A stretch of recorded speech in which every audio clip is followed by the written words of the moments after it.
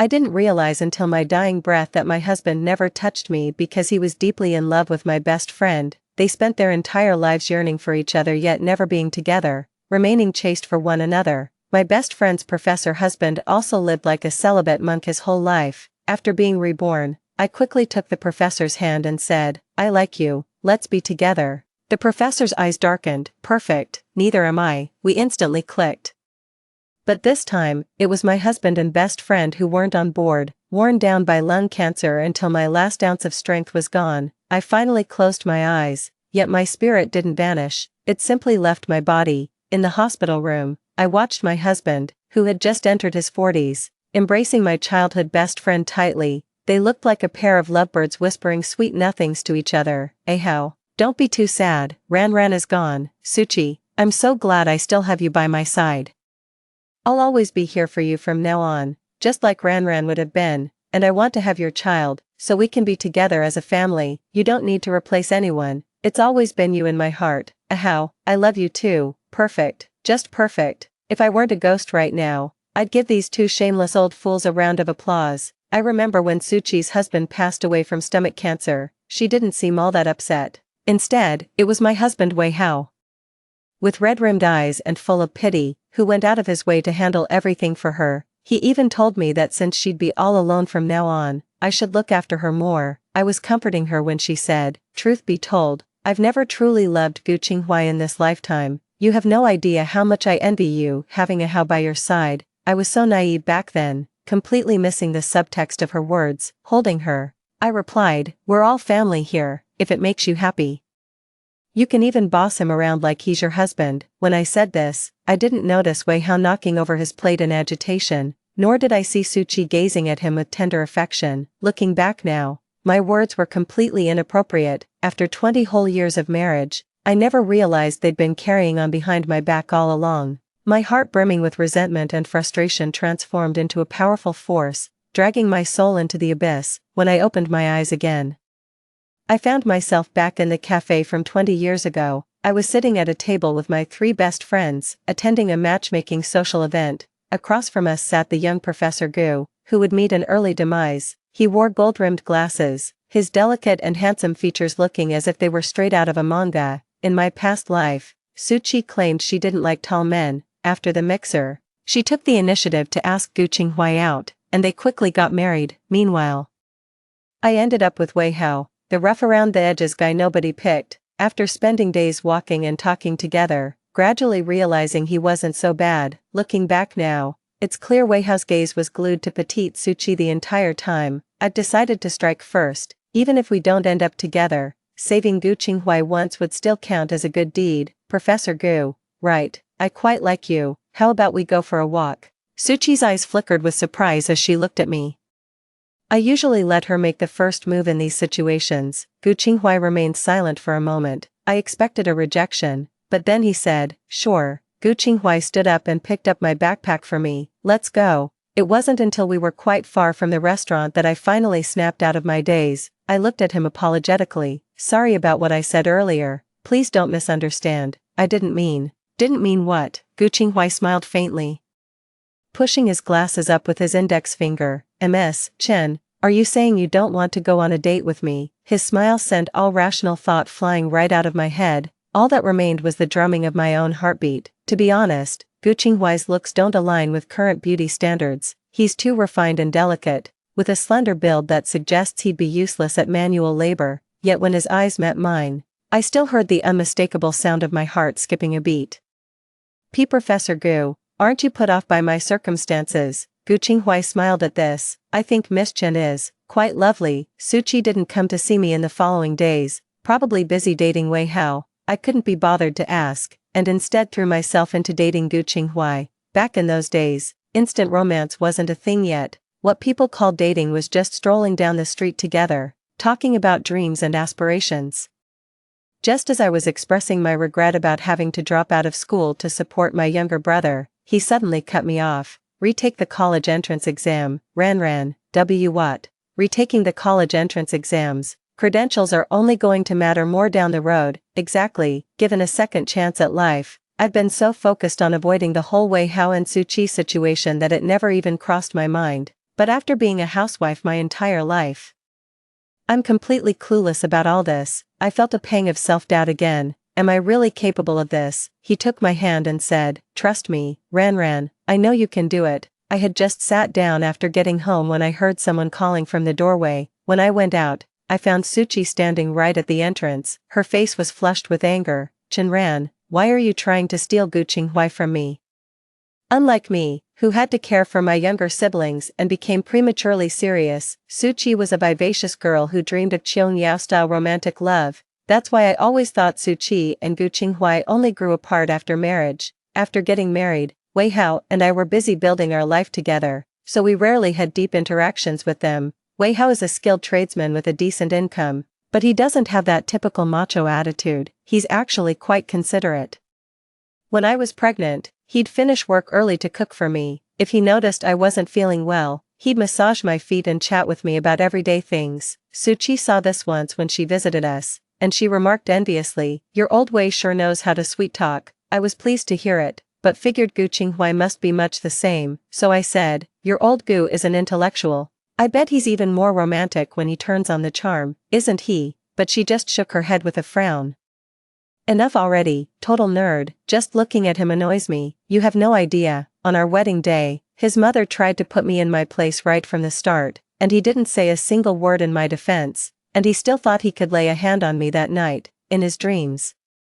I was stunned. So you two never, exactly. Suchi lifted her chin with haughty pride. A woman can only find true joy when her body and soul are in harmony, otherwise, how are we any different from animals? Little did I know then that she would actually make Gu Qinghai live like a celibate monk his entire life. It wasn't until Gu Qinghai passed away from stomach cancer that Suchi finally poured out her grievances to me. I thought she couldn't stand Gu Qinghai. So why is she acting like I stole her crush? I frowned at Suchi and asked, do you have feelings for Gu Qinghai? Then what does Wei Hao mean to her? She opened her mouth but remained silent. Now I see what's going on. Oh, so you're upset I beat you to it, no matter who it is. If I'm the one who chose them, you automatically approve, is that it? Her face flushed crimson. You, how dare you? What kind of person do you take me for? Then what did you mean by that remark just now? When she realized she couldn't win the argument, she started acting unreasonable. I don't care, right now I like Gu Qinghai, and you need to step aside for me. I let out an exasperated laugh. I'm not your mother, why should I give in to you? I'd rather let pigs or dogs have their way than allow that ungrateful wretch to mess with Gu Qinghai again. My refusal to yield an inch had her stomping her feet in frustration. She was about to say more when a cool voice cut through.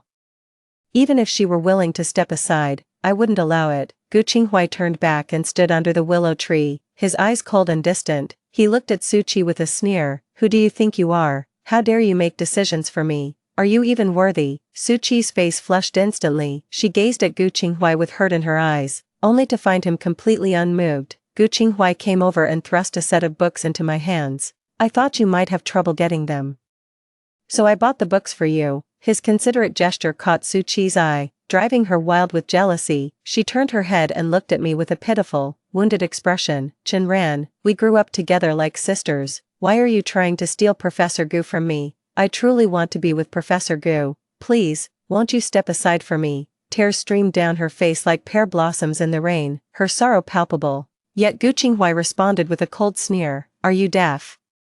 I told you, even if she stepped aside, I'd never be into you. His tone dripped with undisguised contempt, making me glance at him instinctively. Strange, shouldn't he barely know Suchi at this point? Lost in thought, I watched Suchi storm off in a huff. He turned back and looked at me. Don't you dare give me up to her, you hear me? I nodded. Okay. I got home with the book, and before I could even put it down, someone slapped the back of my head. You brat.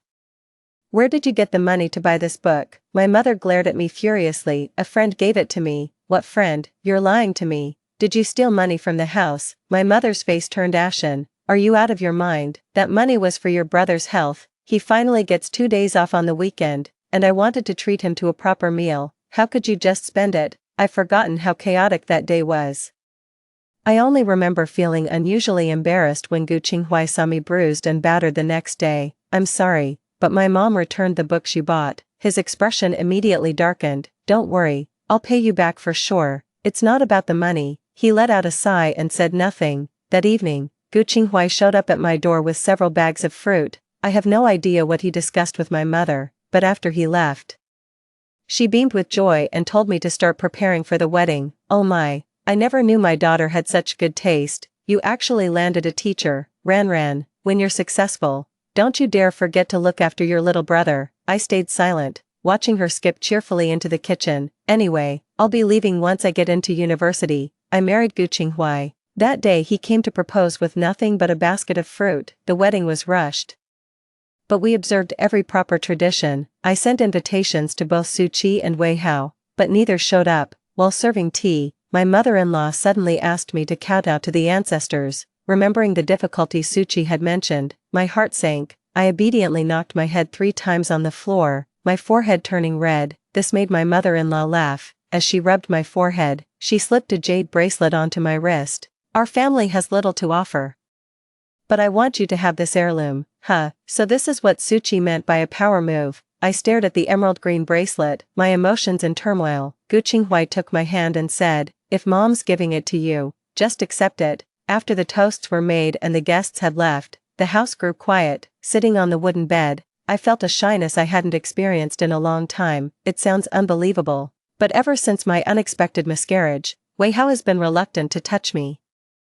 On the rare occasions we were intimate, he would always lean against the headboard afterward and smoke for what felt like ages. I only found out after death that my miscarriage was also caused by Su Qi giving me blood-activating herbs. Gu Qinghuai took a shower, changed into pajamas, and came over with a towel to wipe my hands. He had drunk quite a bit, with a flush spreading from his thin lips to the corners of his eyes, carrying a subtly alluring charm. What's wrong? What are you thinking about? Are you afraid of me? I shook my head to dismiss those complicated emotions. Perhaps it's better not to have children, fewer attachments to worry about. I'm more worried about losing control of myself, I replied. Gu Qinghuai smiled and said, go take a bath. I've already heated the water for you. Blushing, I shuffled my way to the bathroom. Midway through my shower, the lights suddenly went out. I let out a yelp and had just stood up when Gu Qinghuai walked in holding a candle. He froze for a moment, and when he spoke, his voice was a bit hoarse. My wife is full of surprises. What followed felt completely natural. His fervent persistence melted me into a puddle. Just as I was nearly overcome with ecstasy, the lights suddenly came back on. Gu Qinghuai's dark, intense eyes were fixed on me as if I were his entire world. In our previous life, I didn't actually meet Gu Qinghuai that often, but I always found him aloof and reserved. Su Qi mentioned that after they got married, he was always tied up with school matters and often ended up staying overnight at his workplace. He climbed the ranks from teacher to professor, and handed over every penny he earned to her. Su Qi would doll herself up, spending her days sipping coffee and shopping, while he went to his grave owning just 2 sets of work clothes, both worn out. The more I thought about it, the more my heart ached with sorrow. Gu Qinghuai noticed my unusual behavior and leaned in to kiss me. Ran, what's wrong? Did I do something to upset you? I held him tighter and said, you're perfect, my love. I promise to cherish you always. He devoured my lips, murmuring something under his breath. When I strained to listen, only a soft sigh remained. Waking up late the next morning was practically inevitable. Blushing crimson, I scrambled out of bed on all fours only to be pulled back into Gu Qinghuai's arms. What are you doing up so early? I was just going to make breakfast. He held me for a little while before finally getting out of bed. You were exhausted last night. Get some more rest. I'll handle breakfast. Seeing the red marks covering his back, I buried my face in my hands and ducked under the covers. Maybe marrying Gu Qinghuai isn't such a bad thing after all. My blissfully sweet life with Gu Qinghuai had almost made me forget about Su Qi. That was, until the day Wei Hao suddenly showed up at my door. Honestly, in both my lifetimes combined, I rarely lost my temper with Wei Hao. In that era, he was a decent husband and a responsible father. Aside from not loving me, he had no real faults, but when he told me face to face to give Gu Qinghuai back to Su Qi, I snapped. The hatred I felt in that moment was almost uncontrollable. What about me? As if finally processing my words, he opened his mouth and stammered after a long pause, I'll marry you. As he spoke, his tone grew more resolute. Get a divorce, and I'll marry you. I let out a bitter laugh. And then what? Then we'll naturally build a life together. Wei Hao added, don't worry, I won't hold your previous marriage against you. If heaven had X-ray vision, it would see the question marks in my mind nearly bursting through my skull. I stared at him in disbelief. Do you really think you're better than Gu Qinghai? Why should I choose you? He blurted out. You owe this to Su Qi. What? At the mixer, it was clearly Su Qi who had her eye on Mr. Gu. How could you steal him away when you're her best friend? Now Su Qi cries at home every day and has fallen ill. If anything happens to her, you'll be the one to blame. Now I'm convinced these two are seriously messed up. One gets off on taking what belongs to others. The other gets high on playing the martyr. I took a deep breath to keep my anger in check. Get the hell out of here right now before I beat you to a pulp. Wei Hao, you and Su Qi truly deserve each other. You two should be chained together for life. Stop inflicting yourselves on other people, you arrogant piece of work. I was the one who drove Wei Hao out, and he even took a nasty spill while running away. I stood with my arms akimbo at the door, laughing heartily. Being a shrew sure feels good. When I turned my head, I saw Gu Qinghai standing there with a box of pastries, watching me. Oh no, did he overhear what I just said? I was utterly embarrassed, wondering how to smooth things over. To my surprise, he never brought it up even after we finished dinner. After my shower, I knocked on the study door. Gu Qinghai was sitting in his chair, lost in thought, and waved me over when he saw me. As I approached, he pulled me into a tight embrace. He buried his face in my chest. Darling, I need to ask you something. What is it? Let's keep this civil. No need to get physical. He nibbled on my earlobe and rasped, digging in the little garden. Dig and dig and dig. My mind was still hazy, wondering how this person could shift gears so abruptly. In a flash of realization, my eyes flew wide open. Gu Qinghai. He covered my mouth. Keep it down, Mom and Dad are asleep. My heart was pounding so hard I felt nauseous. The romantic atmosphere was replaced by sheer astonishment as I stared at him in disbelief. Don't tell me you're also. He nodded. Yes, I've been reborn. No wonder. No wonder he agreed so quickly when I asked him out that day. No wonder he had that inexplicable hostility towards Su Qi. No wonder he insisted I take the college entrance exams. I was so overwhelmed I nearly cried. That's wonderful. Truly wonderful. The fall from grace of heaven's favored son was like foul air trapped in the throat, each lingering trace a testament to unresolved grievances. Fortunately, Providence intervened and granted Gu Qinghai a second chance. I nestled into his embrace, slowly wrapping my arms around him. He held me tight, carrying me to the bedroom where we lay down, our bodies fitting together seamlessly. The crook of his arm felt like a sanctuary, radiating a profound sense of security and calm. I closed my eyes and thought for a moment before finally deciding to ask, what exactly happened between you and Su Qi back then? Su Qi had told me plenty of unflattering things about Gu Qinghai, cold, reticent, socially withdrawn, and with an insufferable air of arrogance. I always thought that was the reason they didn't get along, but Gu Qinghai told me he was actually tricked into marriage by Su Qi from the very beginning. At first I believed she had feelings for me too. Until our wedding night when she refused to be intimate. She even cried, claiming my mother had insulted her with that bracelet. I tried explaining countless times that my mother meant no offense, but she wouldn't listen. Later, I swallowed my pride and begged her, only for her to deliberately humiliate me in front of others every single time. After being diagnosed with cancer, she finally confessed that she'd regretted our relationship almost immediately. She only stayed because she didn't want to give up the social status that came with being a teacher's wife. She drained the life out of me for a lifetime, and even in death, she wouldn't let me rest. My body wasn't even cold yet when she was already clinging to Wei Hao, sobbing in his arms, the two of them kissing and carrying on. She told him how much she despised me.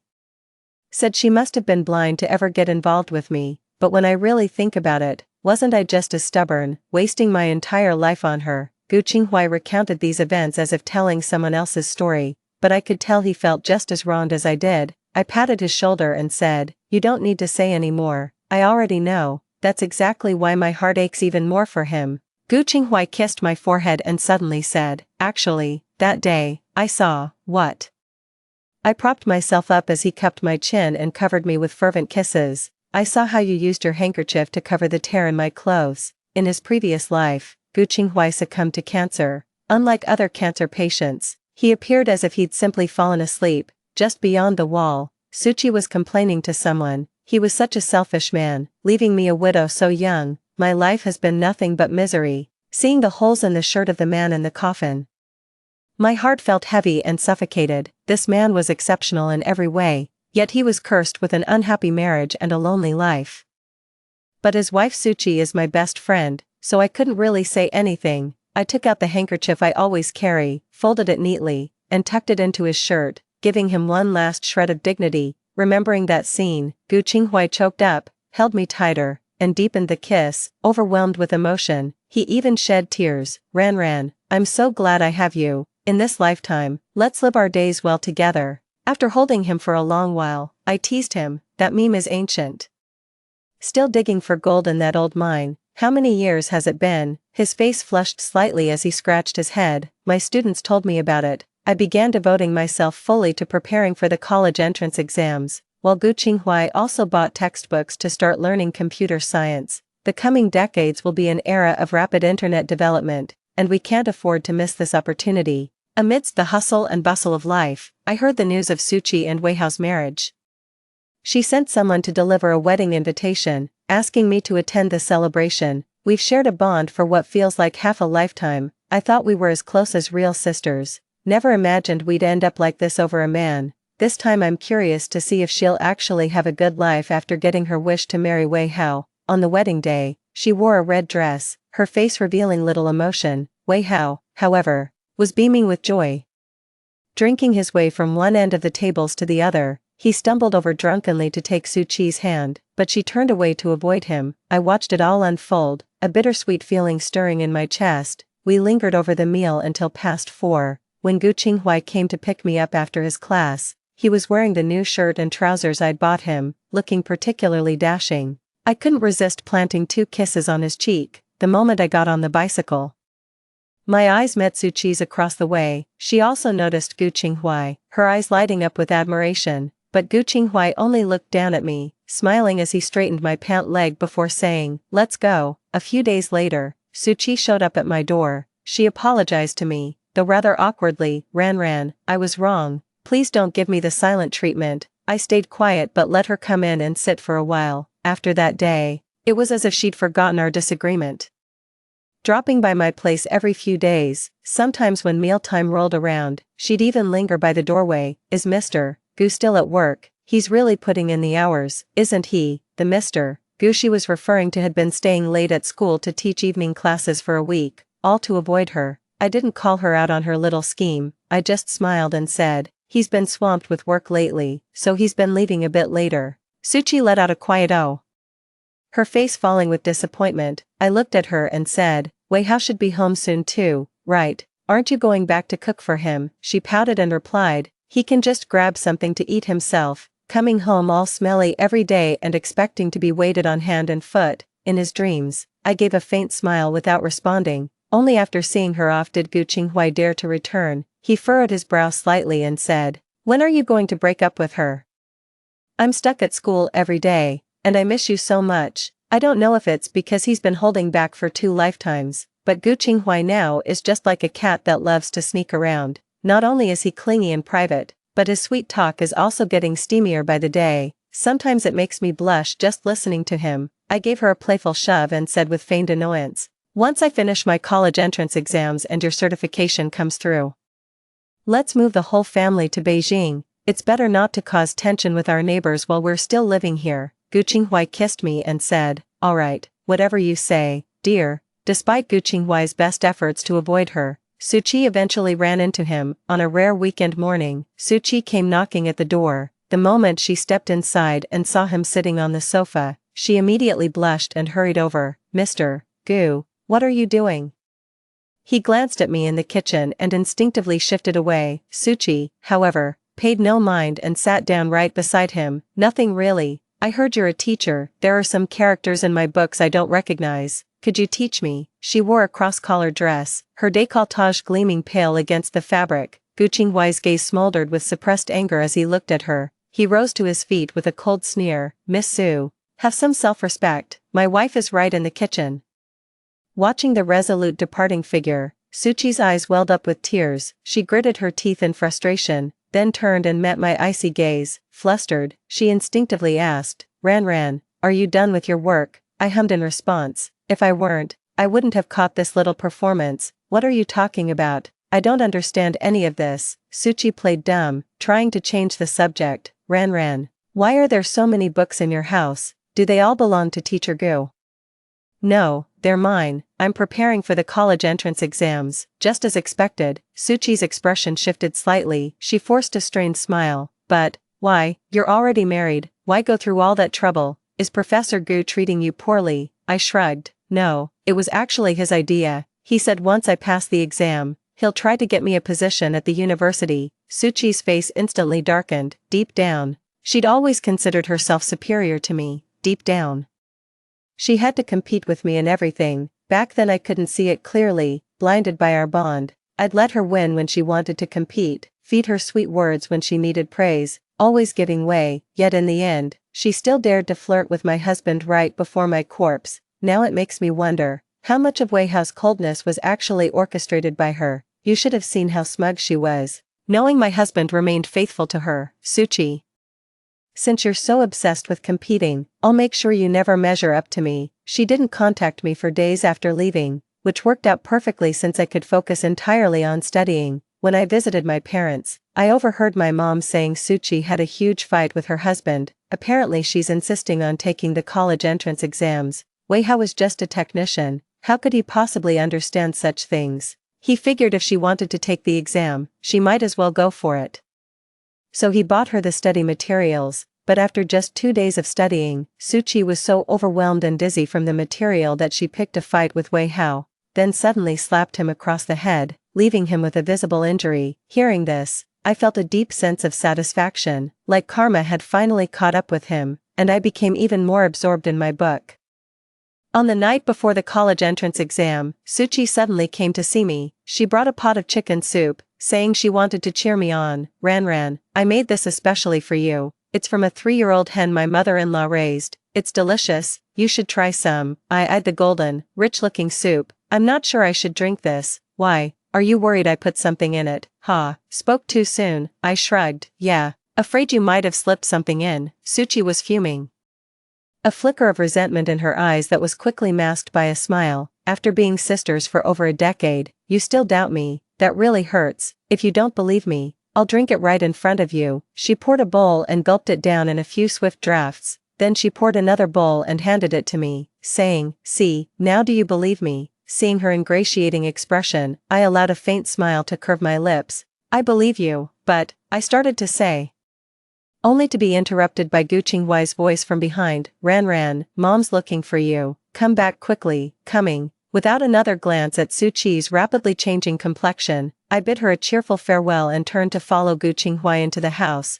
The next day, Gu Qinghuai took time off work specifically to accompany me to my exam. When I finished and emerged, he handed me a thermos. Suchi had food poisoning last night and spent the whole evening in the bathroom.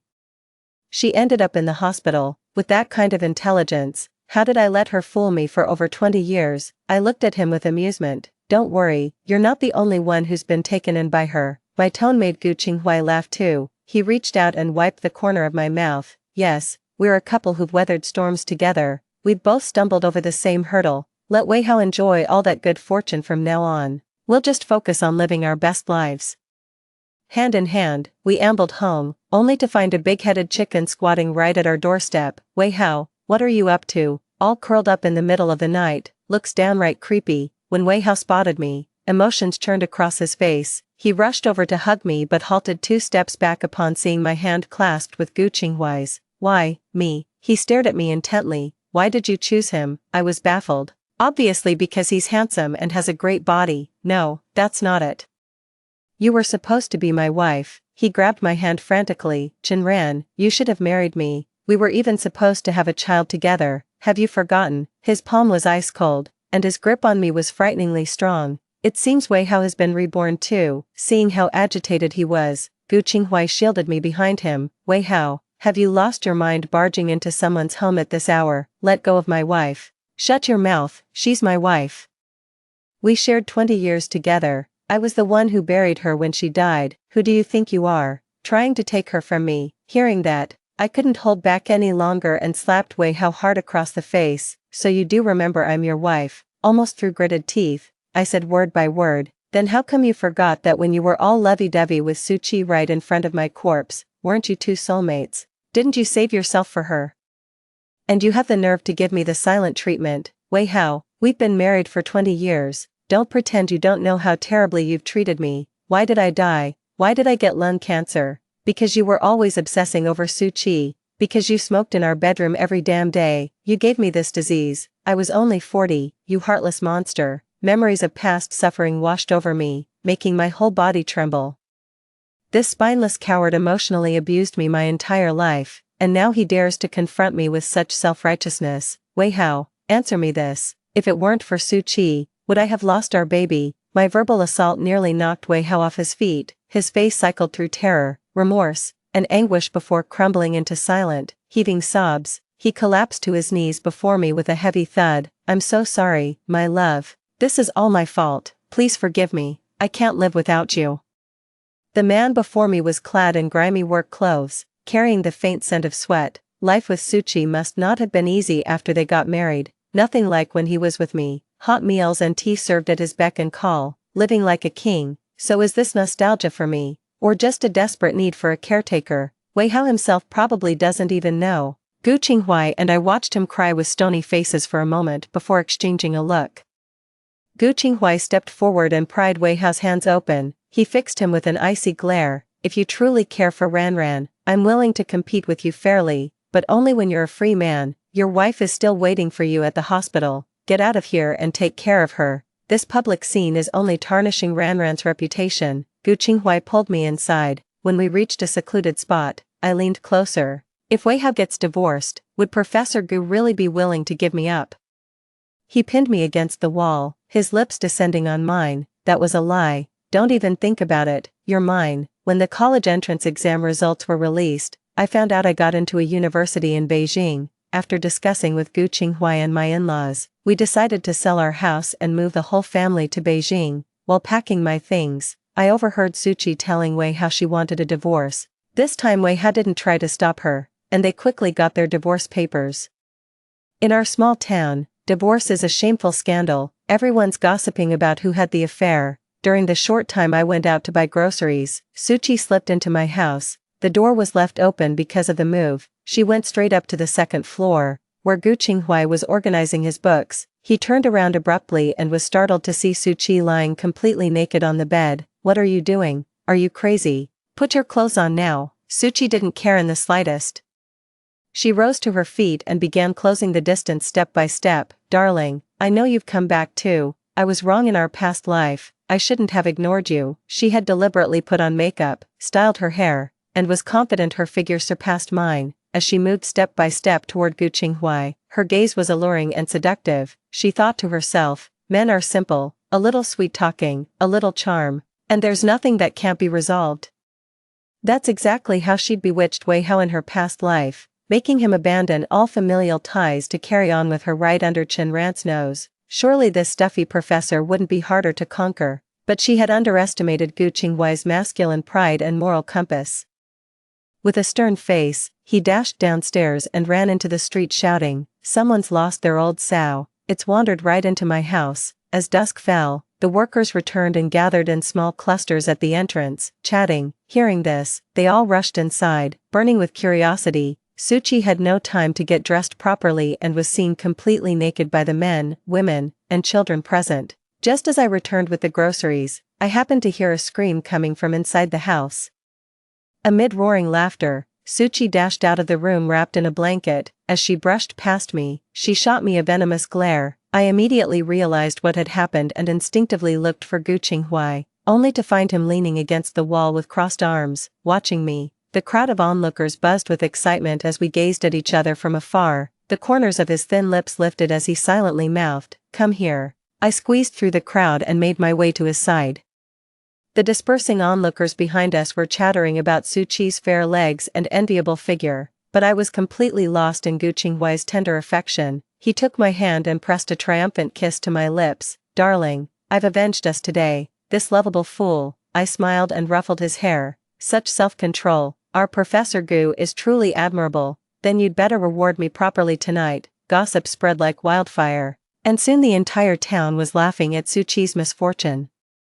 Humiliated by the scandal, Suchi's parents beat her severely behind closed doors. My mother said her father lost control during the beating. The rod scraped across Suchi's face, leaving scars that would likely never fade. I was admitted to a university in Beijing, and Gu Qinghuai got into the same school. I studied literature, while he majored in computer science. After graduation, he stayed on for his PhD, and I joined a promising industry leader in our first year out of college.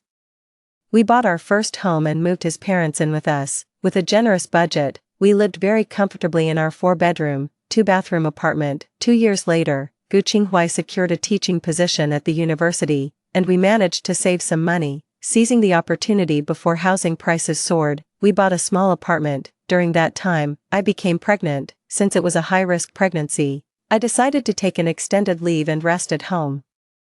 My in-laws are accomplished professionals of their generation. Although they're getting on in years, they still hold respected positions in their fields. Not wanting to disturb Gu Qinghuai and me, they moved into the company housing on their own. Gu Qinghuai and I led a simple yet happy life together every day. To make up for the regrets from our past life, I always enjoyed buying him lots of clothes. I'd dress him up handsomely and elegantly. Loving to hear his students praise his distinguished demeanor, Gu Qinghuai neither agreed nor disagreed. He let me have my fun, waiting until I was in high spirits to seize the opportunity and negotiate his own mischievous terms. Both Gu Qinghuai and I had died of cancer in our previous lives, so we made it a habit to get annual checkups. Every time, the results showed we were in perfect health. I knew my lung cancer was caused by secondhand smoke. But I never understood why Gu Qinghuai had developed cancer. It wasn't until a doctor explained to me that the gut is an emotional organ, and prolonged stress can sometimes lead to gastrointestinal diseases. Gu Qing held me in his arms and said that perhaps his stomach was in such good shape because he had been truly happy in this life. But I still put him on a strict diet plan. After 5 years of marriage, our relationship hadn't faded with time, it had only grown stronger.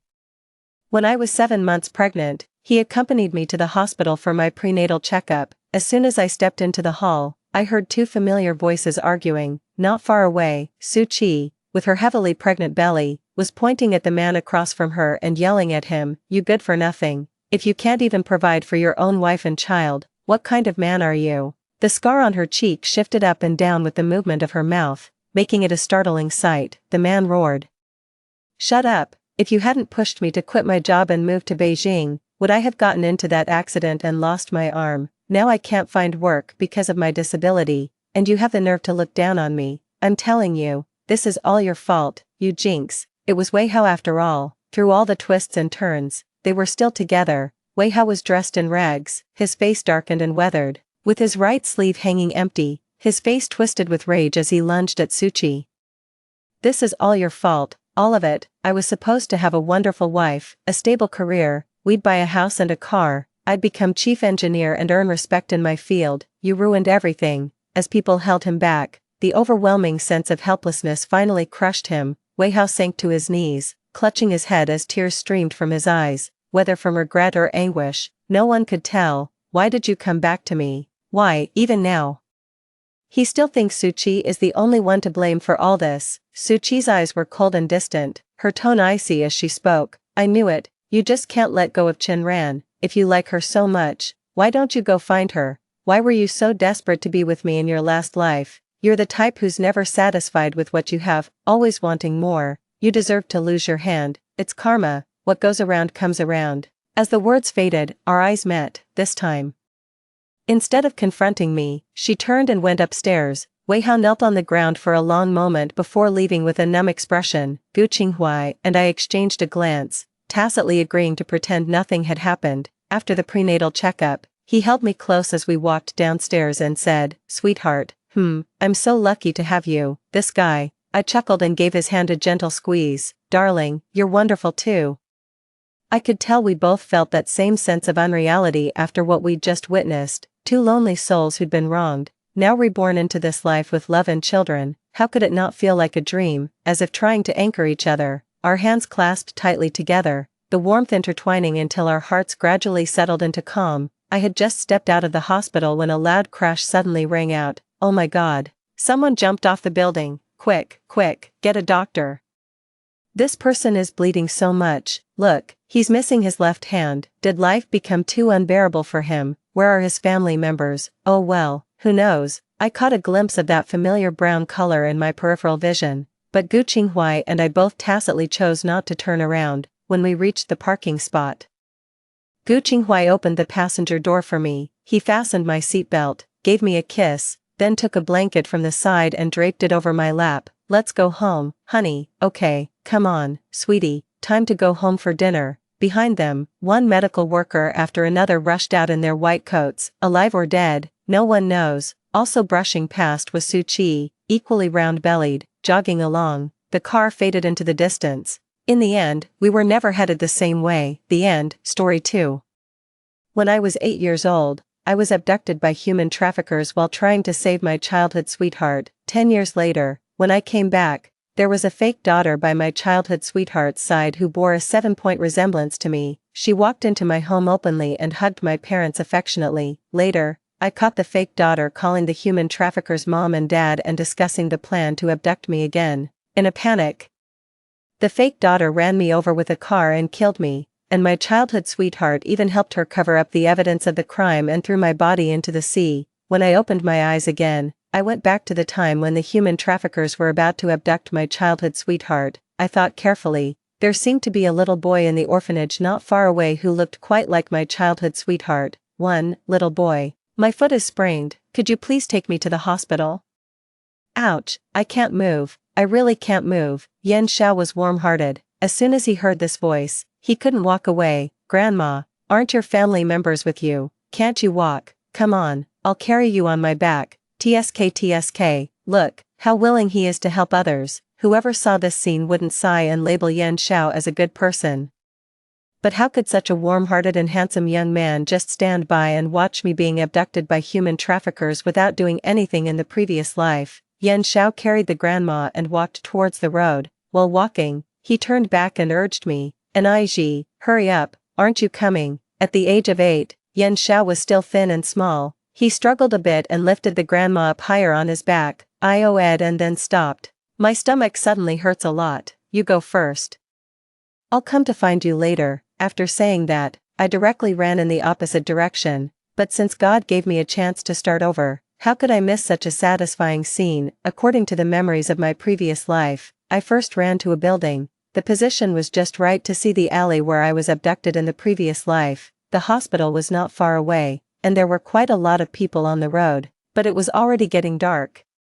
It took Yan Xiao a while to walk slowly with the grandma on his back. Grandma, why don't you get down and walk for a while? You're so heavy. The grandma didn't answer but took out a handkerchief from her pocket. In my previous life, when I realized something was wrong, I directly snatched the handkerchief and threw it on the ground, then grabbed Yan Xiao and ran. My actions annoyed the human traffickers hiding in the dark. The other 2 men rushed out instantly to catch us. In the end, he managed to escape, and I became the only victim. This time, I stood by the window in the corridor and coldly watched everything happening below. The handkerchief was put over Yan Xiao's nose, but Yan Xiao reacted quickly and directly threw the grandma off his back. His body swayed twice, holding his head, and with a fierce expression, he said a few words and then tried to run. It seemed that he also realized something was wrong, but it wasn't that easy to run away. 2 men blocked his way. One in front and one behind. They quickly picked him up around the waist. When I faintly heard a few cries for help, I slowly curled up the corners of my lips. Yan Xiao downstairs looked in the direction where I was while struggling. When our eyes met, I smiled and waved at him. Help, Ji. Please save me quickly. Save him. I saved him in the previous life, but I died, too. I deliberately wandered outside for an extra hour before going back crying. But my parents didn't care much when they saw me crying. They just said, "Did you fight with Yan Xiao again? I've told you so many times, a girl should act like a girl." I got tired of listening and started crying even louder with a wow. Dad, Mom, has Yan Xiao come home? I can't find him. At this, my mom was so shocked that her phone fell to the ground. What, weren't you 2 out together? Come with me to the neighbor's house and check right away. My parents pulled me to the Yan family's house in a hurry. As soon as they entered, they asked, "Is Yan Xiao here? Dear mother-in-law, are you out of your mind?" Yan Xiao went out to play with Gigi. Yan Xiao and I grew up together since we were children. We were real childhood sweethearts, so the parents of our 2 families would tease each other and call each other dear in-laws. But seeing me crying so hard that my tonsils were almost showing, his parents also got worried. Gigi, why are you alone? Where's Yan Xiao? I cried and said, "He was taking an old grandma to the hospital." I had a stomachache and ran to the bathroom, but later I went to the hospital and looked for him for a long time, but I didn't see him or that grandma. His parents staggered, grabbed their coats, and ran out. My parents followed closely behind. Don't be too anxious. Maybe the child was just having fun and forgot the time. We'll go look for him with you. Don't you know the director of the police station? Call the police and check the surveillance right away. To make the act complete, I deliberately wailed and went home. As soon as I entered the house, I instantly wiped away my tears with a blank expression. This was why I had to stay out for an hour before going home. Both of our families had a bit of money and resources. What if they checked the surveillance and actually rescued Yan Xiao? I had to at least buy the human traffickers some time to leave the city, otherwise, how could I plan what to do next? 3. The desperate and shocked look in Yan Xiao's eyes when he was abducted was exactly the same as mine in the previous life. In the previous life, because of my unexpected appearance, the human traffickers had some difficulty catching the two of us. We desperately ran towards the place with light outside the alley. When we were about to be caught, Yan Xiao pushed me. I fell hard. I desperately begged him to give me a hand. Yan Xiao, pull me up quickly, please. Once we got out of this alley, it was a busy road, and both of us could go home safely. The human traffickers were getting closer and closer. I stretched out my hand to Yan Xiao almost pleadingly, but Yan Xiao looked at behind me, gritted his teeth, and ran away without looking back. Yan Xiao. I was so scared that I started crying and crawled forward with my hands and feet, but in the end, I was pulled back by the leg by the human traffickers. At that time, I naively thought that Yan Xiao would find someone to come back and save me after he ran out, but until I was tortured by those two human traffickers with animal instincts in the alley for over half an hour, Yan Xiao didn't bring anyone back. You little brat, for meddling in other people's business. Originally, we didn't think much of you, you little girl. You had to be talkative, you had to be so cheap. Well, are you satisfied now, at the age of 8? I was in so much pain that I fainted several times. I could only feel the two men slapping me one after another. Yan Xiao, why, obviously, if you had given me a hand, both of us could have run out. Even if you had brought someone back to look for me, I wouldn't have ended up like this. Later, I was sold to a remote mountainous area where nothing grew. I endured hardships for 10 years before I could return home. But when I came back, there was a girl in my family who bore a 7-point resemblance to me out of nowhere. She walked into my home openly and hugged my parents affectionately. Just as I was hesitating to step forward, she looked at me in surprise. Dad, Mom, Brother Xiao, this sister smells so bad. She doesn't have any dirty diseases, does she? She said the most vicious words with an innocent look on her face. Just like that, my parents, who were originally immersed in the joy of getting me back, suddenly changed their attitude towards me, and Yan Xiao loathed me to the extreme. I thought that as long as I was good to them, they would eventually accept me, but unexpectedly, what I heard were their cold voices. If you had died outside, you would have always been the white moonlight in everyone's heart. Why did you come back to disgust us? Later, I caught the fake daughter calling those human traffickers mom and dad and discussing the plan to abduct me again. In a panic, the fake daughter ran me over with a car and killed me. And Yan Xiao even helped her cover up the evidence of the crime and threw my body into the sea. Since he was so heartless, there was nothing wrong with me not saving him when he was in danger. Right, what goes around comes around. In this life, it's his turn to experience the feeling of everyone eyeing you covetously in the mountains. By the way, Yan Xiao is handsome and belongs to the clean and thin type. Those desperate old men like this kind the most. 4. They searched for a whole night before coming back. As soon as they pushed open the door, Yan Zhao's parents grabbed my arm and asked, Gigi, think carefully again. What did the person who asked Yan Xiao to carry her look like? Draw it for Auntie. She pinched my arm and shook me hard. Draw it for me. I was stunned for a moment, then pouted and started crying as if I was scared. I don't remember either. I was in a hurry to go to the bathroom because of my stomachache. Dad, Mom, have you found Yan Xiao? At this moment, the more heartbroken I seemed to be crying, the happier I actually was in my heart. According to the situation in the previous life, Yan Xiao should almost be in the mountains by now. My parents wiped my tears for me, and then looked at Yan Zhao's parents, hesitating to speak. In the end, they still shook their heads. The 4 parents all sat on the sofa with dull eyes. Yan Zhao's parents were like marionettes who had lost their souls. Only when the phone rang each time did their eyes light up a bit. Have you found him? Looking at their sad appearance, a trace of mockery flashed in my eyes. it's just a lost child, it doesn't matter, it will be okay after a while. In the previous life, Yan Xiao found an adopted daughter for my parents. In this life, of course, I will also help his parents get out of their pain. I stroked my chin and thought carefully. There seemed to be a little boy in the orphanage not far away who looked quite like Yan Xiao. When he comes back, there will also be a fake young master in the family who has been raised almost perfectly. They should be happy, right? Half a month passed, and the Yan family used all their connections but still couldn't find Yan Xiao. Yan Zhao's parents were immersed in grief every day and had lost a lot of weight in half a month.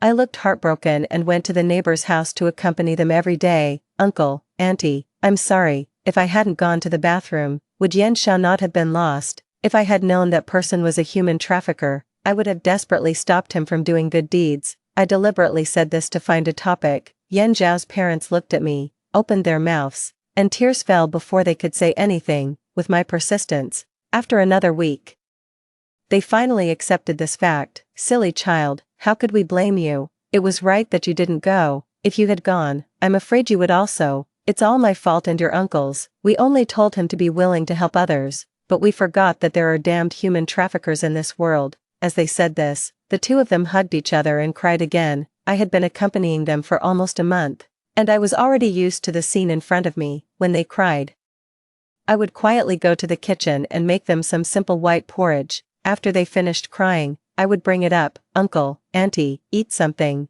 What if there's news about Yan Xiao? You'll still have a lot to do then. Under my persuasion, they could eat a little. Day after day, I gradually integrated into their family in a subtle way, making them regard me as a confidant and a spiritual support, until the day I deliberately didn't go.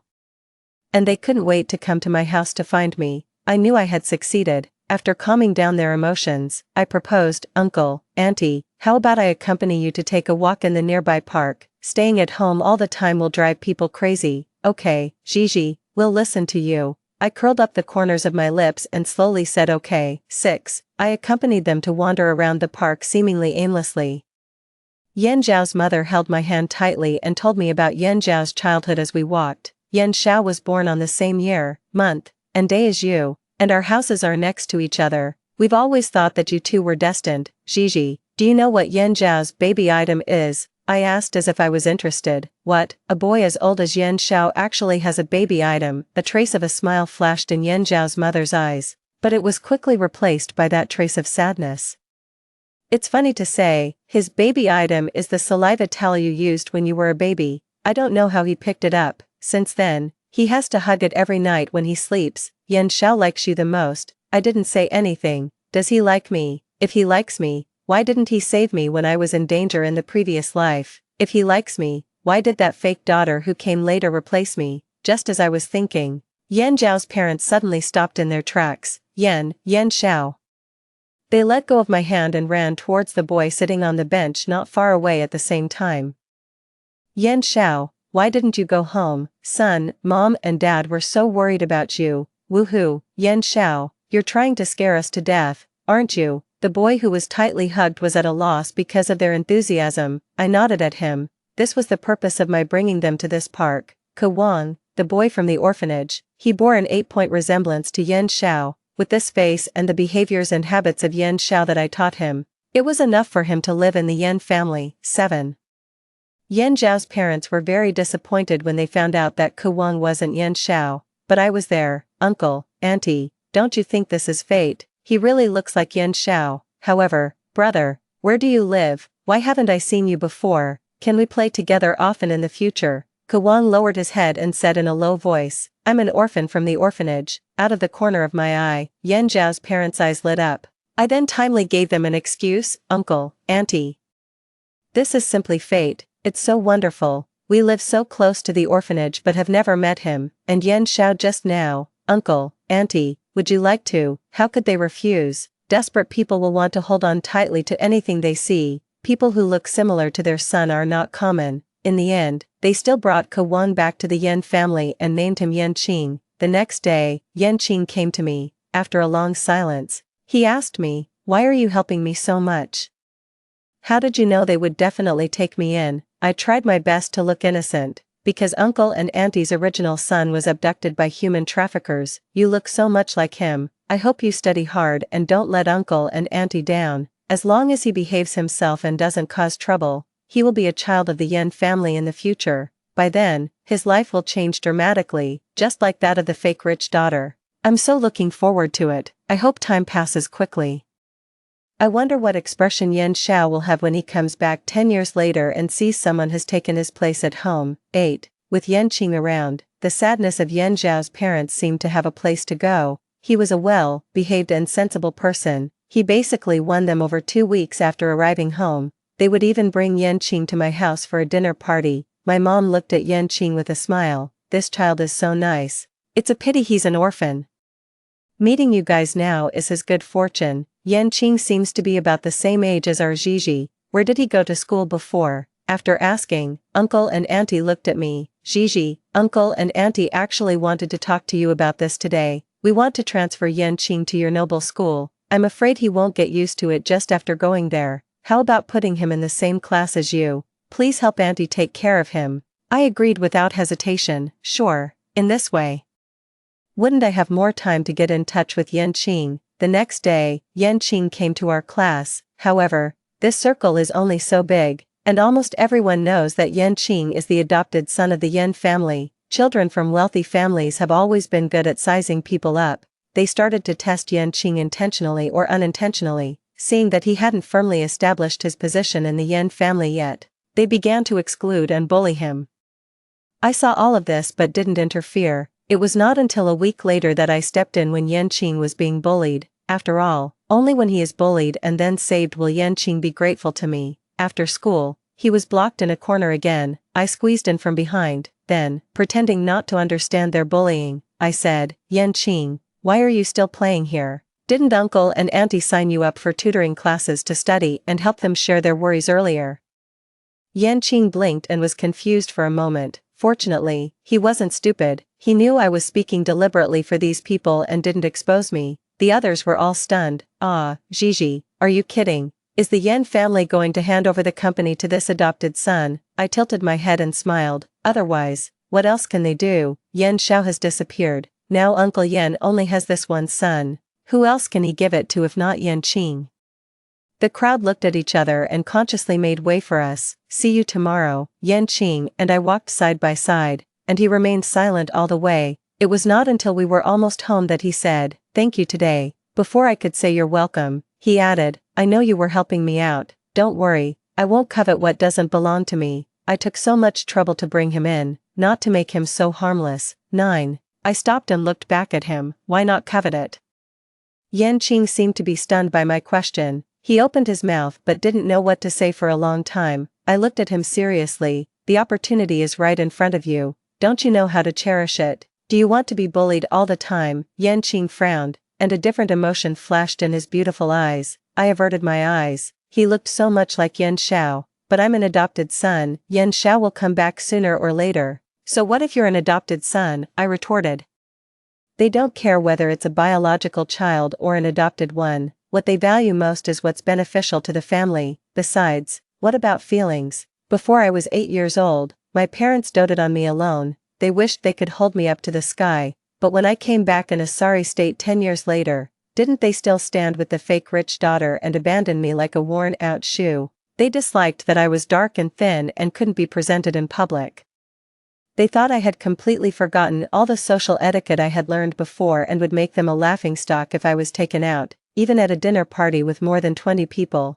Just because my chopsticks fell to the ground, my dad told me to get out in public, but Mom and Dad, for the past 10 years, my hands and feet were always tied with ropes. I had to bury my face in the bowl to eat. If I didn't eat, I would starve to death. For me, so-called etiquette was the first thing I abandoned. It was already very difficult for me to come back alive. Feelings will fade. Whether to seize this opportunity is up to you. After saying that, I went home one step ahead. In this life, I will only focus on interests. 10. Probably what I said to Yan Qing worked. He really became more and more like a rich second generation day by day. Whenever he had something he wasn't sure about, he would come to ask me. He no longer cowered in front of anyone. Over the past few years, in addition to learning golf, shooting, equestrianism, and piano, he also learned financial knowledge and business administration thoroughly. He grew into a more outstanding existence than the real Yan Xiao, after he won another project for the Yan family. I waited for him outside the meeting room. As soon as he came out, a bunch of flowers was handed to him again. Congratulations on winning another big deal. Yan Qing held the flowers in one hand and naturally took my bag with the other. Stop teasing me, future female tycoon, let's go home. I smiled and didn't say anything. Over the years, not only has Yan Qing proven himself in various fields, but I'm also not far behind. By the way, the college entrance examination is coming soon. Which university do you want to go to? I answered without hesitation, a university in this city. Yan Qing looked at me. What a coincidence, so do I. Looking at the receding night view outside the window, I slowly curled up the corners of my lips. 10 years are almost over. I have been committed to improving myself. I have gradually taken over the contacts, resources, and family business from my parents. And Uncle Yan has gradually let Yan Qing take over the family business in addition to his studies. Although he is young, he can complete each task excellently. As a result, everyone in the circle knows that the Yan family has found a blessing in disguise and adopted a son who is intelligent and hard-working, coupled with his outstanding appearance and tall figure. This guy even became popular on the internet by accident, although he doesn't plan to make a living in the internet field. He has gained 10 million followers with just a bare account with no content. Calculating the time, Yan Xiao should be coming back soon, but in any case, Yan Qing has more than one way out. Besides, at that time, it's not certain who Yan Zhao's parents will side with. I must stay in this city to watch this big show. 11. On the day the college entrance examination ended, Uncle Yan's family and my parents took us out to celebrate. Everyone was beaming with joy. And there was not a trace of gloom on the faces of Yan Zhao's parents. We didn't go home until the middle of the night. Uncle, Auntie, see you tomorrow. We waved and said goodnight. But as soon as the words were out of our mouths, a sinister voice came from not far away. Who is he? Yan Zhao's parents answered without hesitation. Yan Qing, our son. Under the street lamp, a person in slightly ragged clothes stomped his feet in frustration and roared, if he's your son, then what am I? Everyone was stunned, and the things in Yan Zhao's parents' hands also fell to the ground. My parents looked at each other, and the hands that were about to open the door silently retracted. Only I couldn't help laughing. I've been waiting for so long. He's finally back. When I saw the girl next to him, my hand hanging by my side suddenly clenched tightly. And Yuan, the adopted daughter of my parents in the previous life. She was afraid that her status would be in danger because I came back home. So she framed me several times and finally ran me over and killed me. The fake rich daughter. I would recognize her even if she turned to ashes. Yan Xiao rushed forward like crazy and looked at Yan Qing. He roared loudly and questioned. I was lost, not dead. Do you have me, your son, in your hearts at all? I ate pig excrement in that god-forsaken place, while you were having fun at home and even found someone to replace me. Yan Zhao's parents were so stunned that they didn't come to their senses. Actually, it's no wonder they were like this. Yan Xiao looked completely different now. His hair was greasy and stuck together. There was a scar on his dark face. His neck was dirty, and obvious dirt could be seen, looking like a black wheel. Speak, say something. I'm back. I'm the child of this family. Tell this guy to get out. As he said this, Yan Xiao started to push and shove Yan Qing. At this time, Yan Zhao's parents finally reacted. They subconsciously blocked Yan Qing behind them. Shower, why are you back? Yan Xiao laughed out of anger with red eyes. Shouldn't I come back? Fine, then I'll leave. At this moment, Xiaoen, who had been silent all this time, pulled Yan Zhao's arm. Uncle, Auntie, Yan Xiao has suffered a lot of grievances in the years since he was abducted. It's understandable that he's sad to see this scene when he comes home. Just look at the scars on his body to know how hard his life has been. There were scars all over Yan Zhao's belly and back. I knew exactly where these scars came from. They were nothing more than from being whipped. If he didn't listen, he was beaten. If he resisted, he was beaten. If he tried to escape, he was beaten even harder. Yan Zhao's mother's tears fell instantly. She wanted to hug Yan Xiao, but the hand she stretched out never landed. It's good that you're back. Let's go home first. You go take a bath and feel comfortable. By the way, look at Gigi. You two haven't seen each other for a full 10 years. Gigi has become more and more beautiful. Before she could finish speaking, Yan Xiao rushed towards me with gritted teeth. 12. I deliberately didn't dodge, but Yan Qing hugged me and dodged Yan Zhao's attack. And Ji, you such a bitch also deserve to live in this world, you die for me, I'm going to kill you. Everyone was frightened by his appearance. I also pretended to be pitiful and innocent, shivering and hiding behind my parents. Yan Xiao, why are you saying such vicious words to me as soon as you come back? Of course I knew why. Back then, I also watched him being taken away. Yan Xiao pointed at my nose and cursed at me, saying that I would come to no good end, that I was worse than a pig or a dog, saying that he was abducted because of me. I didn't defend myself at all. I just looked at him with a stunned and hurt expression throughout. Just like no one believed me in the previous life, now no one believes him either. During the time he was away, I was almost like half a daughter of the Yan family, who would believe his nonsense. Sure enough, seeing that he couldn't persuade Yan Xiao, Yan Zhao's father kicked over the trash can next to him and then pointed at him and scolded loudly, "Stop going crazy here." At that time, we checked the surveillance. You were stupid enough to be deceived. What does it have to do with Gigi? Go home quickly. Yan Xiao still wanted to say something, but his father added, if you don't go home, get out. From now on, I'll pretend I don't have a son like you. Finally, Xiaoan gently touched Yan Zhao's arm, only then did he relent. Fine, I'll go home, but this is Xiaoan, my girlfriend, she has to stay at home with me. Only then did this farce end, but before entering the door, Xiaoan looked back at me. The hatred in her eyes made me confused. If anyone should hate, it should only be me hating her. Could it be that she was also reborn? 13. The next day, Yan Qing and I made an appointment to prepare for the relevant matters of the art exhibition. After thinking for a while, I deliberately went to the neighbor's house. Uncle, Auntie, how is Yan Xiao? As soon as Yan Xiao, who was having a meal, heard my voice, he slammed his chopsticks on the ground.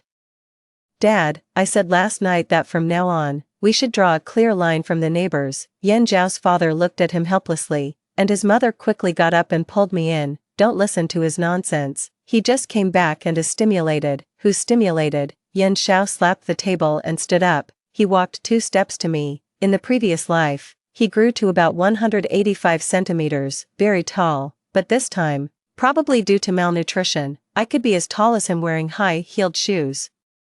And Ji, stop acting in our house, get out now. Yan Zhao's parents were about to stop him, and the fake rich daughter in the previous life, that is, Xiaoan in this life, stopped them first. Uncle, Auntie, let's listen to what Yan Xiao has to say. And Ji, I really don't know where I offended you. Do you know what kind of life I've been living these years? Those beasts, probably thinking of something sad. Yan Zhao's lips began to tremble halfway through his words, but now I'm back. This is my home, not your home with that pretty boy. I'm the biological son of the Yan family and the heir to the Yan family's business. None of you are allowed to covet my things. I looked at Yan Zhao's parents and then, like coaxing a child, nodded along with his words. Okay, you're right. Yan Qing, it's getting late, let's set off first. Where are you going? Yan Xiao blocked our way. I deliberately looked at Yan Qing with admiration. To the launch event of the project that Yan Qing and I participated in together. By the way, didn't you also like to accompany Uncle and Auntie to these activities before? Do you want to go with us this time? Yan Zhao's face instantly turned red with anger. Oh, right, I forgot. Even with the best platform, after being away for 10 years, it's very difficult to come back. I smiled and waved to Yan Zhao's parents. Uncle, Auntie, we're leaving. 14. After going out, Xiaoan actually followed me. Yan Qing went to wait for me in the car first, while Xiaoan began to test me. I heard that you and Yan Xiao were childhood sweethearts. Were you there when he was abducted back then? Why did you manage to escape successfully? Looking at her pretended innocent appearance, I covered my nose and took a half step back. It stinks. Did you not wash yourself clean when you took a bath last night? There's a fishy smell. You don't have some dirty disease, do you? These were the words she said to me when we first met in the previous life. We stared at each other, and the hatred that we no longer concealed burst out from the bottom of our eyes. Sure enough, you, this bitch, were also reborn. I chuckled twice. This is what you call the mercy of heaven. He specifically let me come back to deal with you 2 murderers. Xiaoan looked at me with a cold smile on her lips. So what if you were reborn? You're still going to be my loser, in this life. I'll crush you with a car and then throw you into the gutter to feed the stinking fish and shrimp. At that time, your parents will still regard me as their daughter. I looked at her sideways and suddenly laughed. Did she think I had done nothing in these 10 years? No, it's probably not that I can't do without them, but that they can't do without me. What are you laughing at? I scanned her up and down and said lightly, I just think that without my family's money spent on you. You really look very ordinary. Guess what Yen Xiao would do to you if he knew that the human traffickers were your parents? Her pupils suddenly shrank in fright, and I left with my head held high and got into the Mercedes-Benz not far away. Yan Qing handed me a bottle of water. You seem to really hate those two. Yes, I didn't hide it. If you still want to stay here, you have to be as hostile to them as I am. After waiting for so many years, wasn't this what I was waiting for? Yan Qing looked ahead and started the car, saying softly, okay, 15, there wasn't actually much to do at the launch event. I used this as an excuse just to deliberately provoke them. After we were almost done with our work, Yan Qing and I found a coffee shop and sat down. Just as we were sitting there, I saw a car from the Yen family drive by on the roadside. Could that be Yen Xiao? Follow and see. The car stopped at the entrance of the hospital. It was indeed Yen Xiao. And he didn't bring Xiao En with him. He was acting very secretively, and as soon as he entered the door, he went straight to the proctology department. Yan Qing was puzzled. What is he doing here? I smiled meaningfully. It couldn't be that he came to the hospital alone to see a hemorrhoid problem, right? It seemed that Yen Xiao had experienced a lot these years. Yen Xiao stayed in the proctology department for a whole day. Before leaving, he kept shouting that he had something to do and couldn't be hospitalized. After he left, I asked Yan Qing to use his face, which was similar to Yen Zhao's, to deceive the doctor. What's going on? Yan Qing's expression was a bit complicated. Speak, what on earth is going on? Yan Qing took out a photo and showed it to me. It was an X-ray film that Yen Xiao had just taken. There was actually a round light bulb and a beer bottle in his abdominal cavity. Even though I was mentally prepared, I was still stunned. Goodness, his experience was much richer than mine in the previous life. 16. A few days later was Yan Qing's 18th birthday. Although the atmosphere in the Yen family was a bit awkward these days, Yen Zhao's parents were still carefully preparing his coming-of-age ceremony. Yen Xiao had been causing trouble. When I came home, you didn't even hold a banquet to welcome me. Now, for just an adopted son's 18th birthday, you're making such an exaggerated coming-of-age ceremony for him. Mom and Dad, are you getting senile? I'm your biological son. I stood aside, looking innocent, and said, but brother Yan Qing has not only won various competitions but also participated in company projects early, bringing a lot of honor to the family. And this birthday party is not just for him. Many people will come. Isn't an adult's party just a business field? Yen Zhao's parents looked at me and Yan Qing approvingly. But when their eyes fell on Yen Xiao, they sighed imperceptibly again. Your dad and I have told you many times, control your hostility a little. We will hold a banquet for you soon and arrange for you to go abroad to study and further your education. Your girlfriend can also. Before she could finish speaking, Yen Xiao stood up again with a whoosh. What do you mean? You want to send me away and then hand over the company to this pretty boy? I'm telling you, it's impossible. The family's property must be mine, otherwise, even if I destroy it, I won't let you give it to an outsider. If I can't live well, no one else should either. When I was suffering outside, did anyone think about me? No, you're here raising someone else's son and thinking you're enjoying family happiness. How stupid. What a stupid thing to do. Hearing this, Yen Zhao's father finally couldn't bear it anymore. He threw the teacup in his hand to the ground. If you keep spouting such nonsense, get out of here and go back where you came from. Yen Xiao was so angry that his whole body was shaking. Finally, Xiao En pulled him out. After comforting Yen Zhao's father, I went home. Just then, I happened to see those two arguing on the road. With such a good opportunity, how could I not go over and annoy them? Are you angry already, Yen Xiao? I'm not saying this to be mean, but you're really becoming more and more narrow-minded. Yen Xiao still wanted to attack me, while Xiao En stood aside and watched coldly. I stood still and didn't dodge, only saying, if you hit me, the shares of the Yen family will all belong to Yan Qing. What do you mean? I looked at them with a smile. You don't know this, but Yan Qing is really outstanding. He has also been in this family for 10 years.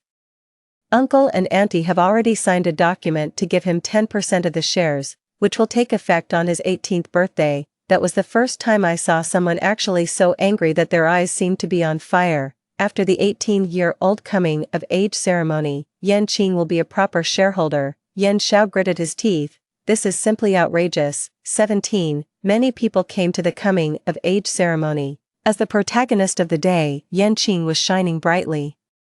He chatted with the guests along with Yan Zhao's parents. After 10 years of edification, he was already very proficient in such occasions. Just as he was cutting the cake, Yan Zhao suddenly opened a bottle of champagne and sprayed it at Yanqing on the stage. The champagne splashed equally on everyone, causing exclamations at the scene. Yanqing's carefully groomed hair got wet and stuck to his forehead, and a few drops of champagne flowed down his cheeks. Yan Zhao's parents were also startled.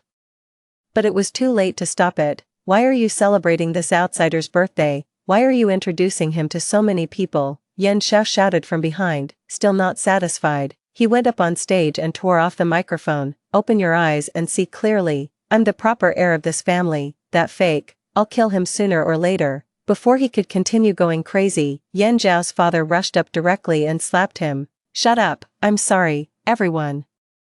Yan Zhao has a problem with his mind, he's crazy." "Ah, Yan Zhao, how dare you hit your father?" The father and son started fighting in public, scaring the guests away. I helped Yanqing wipe the wine stains on his face. "This is the best birthday present I gave you." In the future, Yanqing would no longer have any threats. The corners of Yanqing's lips curled up. Just as he was about to answer me, he frowned again. He quickly pulled me behind him and then kicked out. Only then did I know that Shaoan was rushing towards me with a knife. She was kicked to the ground and still shouted unconvinced. Again. Yanqing frowned. "Is she crazy?" Of course I knew what again meant. Unfortunately, she would never have another chance in this life. 18. Yan Zhao's father and Yan Zhao completely broke up. They severed their father-son relationship, and Yan Zhao was kicked out of the house. At the same time, I found a reporter to expose Yan Zhao's X-ray film. Instantly, the topic about Yan Zhao became extremely popular. The whole network. "No, I'm just curious how this guy can still fight with foreign objects in his body." "But guy, no, I just slipped in the bath and accidentally sat on them. He might really be crazy." The overwhelming negative comments could quickly drown a person. A few days later, I received a text message from Yan Zhao. "The old place, dare you come?" I thought for a long time before I remembered where the old place he mentioned was. That night, I went to the appointment gladly, but I was well prepared when that car rushed towards me again. Before it even reached me, 2 tires burst and it crashed into the big tree next to it. I looked coldly at them, who were all injured. Do you think I would fall in the same place twice? There was a cut on Yan Zhao's head, and blood covered his face. He glared at me viciously. "Why on earth are you treating me like this?" I smiled. "I'm just treating you the way you treated me." Vaguely, I smelled the smell of gasoline. Looking at the gasoline gradually flowing on the ground, I got to the point. "You've been staying in a place called Huangdegutan all these years and couldn't run away, right?" A trace of surprise flashed in Yan Zhao's eyes. "How do you know?" I curled my lips. "I also know that the girlfriend next to you, her parents are human traffickers." Yan Zhao didn't believe it. I smiled and threw over a video. It was Shaoan affectionately calling the human traffickers mom and dad and giving them a lot of ideas to abuse Yan Zhao. As for how I got this video, of course, after I was reborn, I sent someone to secretly install a hidden camera in the human trafficker's house early. Shaoan also saw the content of the video and screamed, shaking her head, "No. But Yan Zhao was furious. "I'll kill you, you bitch." I turned around and walked away quickly. Let the fire wash over these 2 scumbags. 19. After learning of Yan Zhao's death, Yan Zhao's parents were not as sad as expected. Instead, they seemed to be relieved. However, Yan Zhao's father was also beaten badly, coupled with the psychological blow. He seemed to have aged 10 years. Yanqing also smoothly became the only heir. My parents were watching TV at home and sighing about the series of things that happened in the Yan family. Is there some saying in their family, "So many things have happened recently, to be honest, they should find someone to get rid of the bad luck." My stomach suddenly hurts a lot. "You go first, I'll come to find you later." You. When I met my parents' eyes, I took out 2 plane tickets and then said slowly, "The elders of the neighbor's family have all stepped down. You two should also go abroad to enjoy your old age." And do you think you've grown too big for your britches? I stood up with a smile and then shook the small medicine bottle in my hand. "Dad, your heart hasn't been feeling well recently. The special medicine is all from me." In fact, there was no special medicine, it was just vitamins. He thought it was effective only because on the day he took the medicine, I didn't drug him. My dad was immediately caught by the throat. he slumped back on the sofa. Okay. The child has grown up and started to plot to seize power. Hee. I went straight upstairs. In the previous life, they alienated me after listening to the instigation of the fake rich daughter. Letting them go abroad to retire was already my kindness. The next morning, when I went out to the company, I happened to meet Yan Qing, who was about to leave. At the door, he raised his chin at me. Let's go. I curled my lips and got into his car. Let's go. Our battlefield has just begun. Story 2. The day my brother died, his dropout notice also arrived at our home. My mother suffered a sudden heart attack, and my father was involved in a car accident on his way back. Meanwhile, Wenru, my brother's infatuated admirer, was carelessly boasting in a bar about a drama where two men fought over her, carrying a fruit knife. I rushed into the bar, and the moment I stabbed at Wenru, time reversed. I returned to my second year of high school, back when my brother was still the top student and the cool, handsome guy everyone admired. Nothing had yet happened, it was just a moment of dizziness. The chaotic noise of the bar turned into the sound of the school bell. My body still held the posture of wielding a knife, but what I had in my hand was a black pen, which was now poking into another student's uniform. It was Zhou Ji, the acknowledged bully of the school and one of Wenru's many admirers. On the day of the incident, for Wenru, he and a group of people cornered my brother in an alley and beat him. Eventually, my brother died from stab wounds inflicted by one of the thugs. The forensic report stated he was stabbed through the chest. Zhou Ji simply said afterward, I didn't know he would bring a knife, and as the son of a high-ranking official, he managed to clear his name completely. He glanced down at the pen cap sticking into his uniform and then back at me. His expression unreadable. Just coldly, he asked, what's the matter? The images of my brother's body, my mother's cries, and my father, whom I never got to see one last time, pounded at my temples. I stared at him fiercely, struggling to keep my trembling hands under control to avoid lunging forward and strangling him. Zhou Ji's brows furrowed. He was about to say something more when the teacher's reprimand quieted everyone down. What's the commotion at the back? Class is starting. As if awakening from a dream, I looked around and instantly saw, standing next to the teacher on the podium, a girl. Zhou Ji, Jiang Yan, return to your seats. Let me introduce to everyone, the new student who transferred to our class this semester, Wenru. I walked back to my seat like a zombie, noticing the many gazes fixed on Wenru. She was pale, slim, and her features were exquisitely beautiful. The sunlight streaming onto the podium elongated her elegant figure. With a smile on her lips and a sly glint in her eyes, she completed her introduction and was directed by the teacher to the empty seat next to me. It wasn't until she methodically performed the actions I remembered from my memories, walking towards me under everyone's gaze and cheerfully saying hello, that I truly believed I had traveled back in time, back to the start of my second year in high school. The time when Wenru transferred to our school, marking the beginning of all misfortunes. In the days to come, she would be revered as the school beauty for her enviable looks and her gentle demeanor, entangling herself with my brother and winning a place in his heart. From being the unattainable dream of many boys, she became the deep mark on my brother, Jiang Heng, and my brother, who lay in a pool of blood, became her proudest trophy, the one who fell from grace for her, descended from the pedestal for her, and ultimately died for her. Compared to my initial admiration and joy when I first met her, this time, I merely glanced at her, holding my head up, looking into her eyes. I gave a half-smile. Please guide me well. Indeed, it was time to guide her properly. In the classroom, Wenru was fiddling with her bangs using a palm-sized mirror, while I stared out the window, lost in thought. I was originally the type of student who immersed myself in my studies, oblivious to everything else.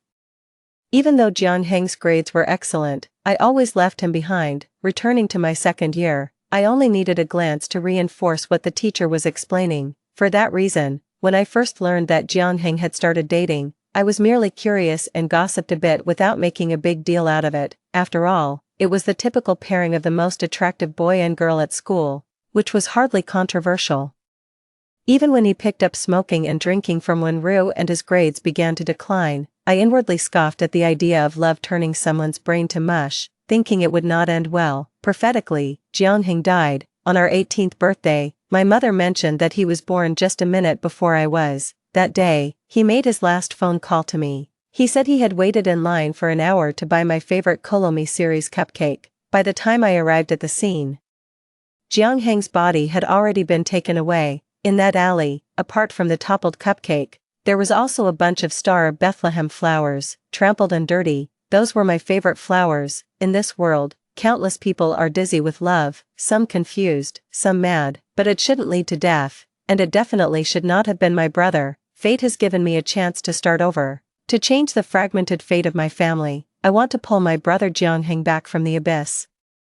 Back to his vibrant and flourishing 18-year-old self. When the class bell rang, people crowded around Wenru and me at our desk, all there to curry favor with her. I was squeezed between Wenru and her adoring fans. Zhou Ji, in particular, leaned over my desk, reached across me to tap on Wenru's desk, and said in what he thought was a cool, casual manner, "Shall we have lunch together?" I couldn't help but roll my eyes at his slickness, silently cursing idiot in my heart. The next second, Zhou Ji's cold gaze landed on my face. I didn't bother to ponder what he thought after seeing my eye roll, nor did I care if I had offended him. I had more important things to do. I stood up, forcefully made my way through the crowd, and headed towards the neighboring class where Jianheng was. Standing at the doorway of class 1, I constantly shifted my gaze searching for Jianheng. Suddenly, a familiar, cool voice came from behind me. "Looking for me?" Turning around, I saw Jianheng holding a water bottle, lazily raising an eyebrow. I had never looked at him so intently before.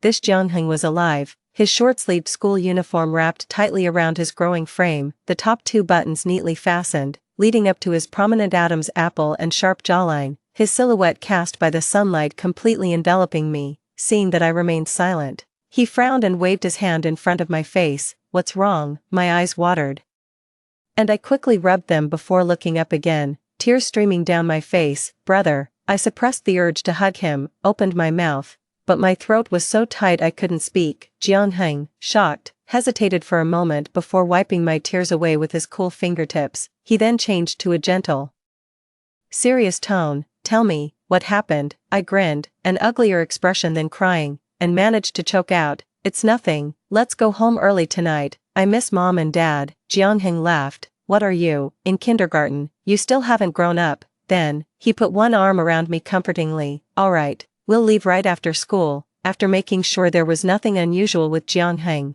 I felt a huge relief and briefly spoke with him before turning to head back to class. However, as I turned around, Wenru came up with a smile. "Deskmate, I was actually hoping you could accompany me to the office." She hung on to my arm affectionately, winking at Jianheng behind me. "Is this your boyfriend? He's so handsome. Can you bring me along to play next time?" I glanced back at Jianheng. He frowned and looked at me with a puzzled expression, clearly shocked by the term boyfriend. I gave him a smile, turned my head, and said expressionlessly to Wenru, "No, you can't.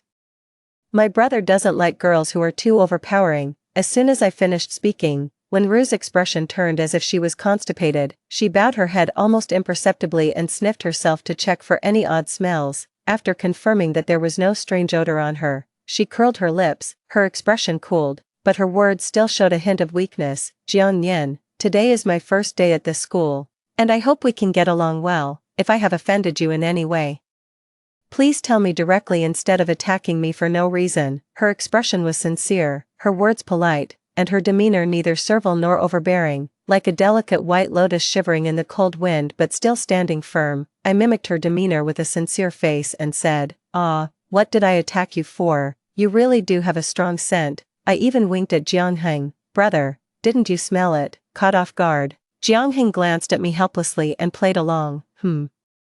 It does seem a bit, right? It's exactly like the scent of the aged green tea we have in the corner of our home." I looked at her with a grin. When Ru's face turned extremely ugly, tears even welled up in her eyes, and the light in her eyes when she looked at Jianheng faded. Her cheeks flushed. She turned around and rushed back into the classroom. Watching her retreating figure, I snorted coldly, unexpectedly receiving a light knock on the head from Jianheng.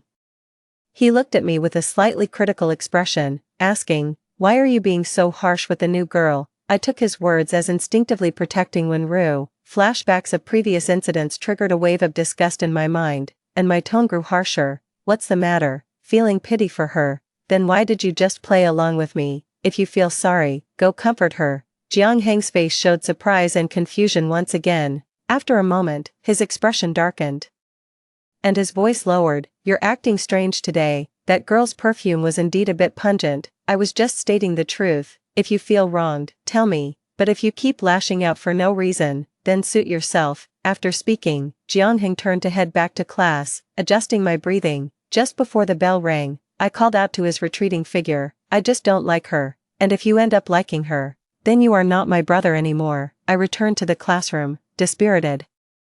Since I can remember, Jianheng and I rarely had such confrontational conversations. I was also aware that attacking Wenru relentlessly in front of Jianheng was not the best strategy, especially since I was the only one who could see the whole picture. Originally, it was I who had pushed Wenru towards Jianheng. When she first asked if she could join us in the future, I didn't hesitate to welcome her. From then on, she joined us for school, lunch, and day after day.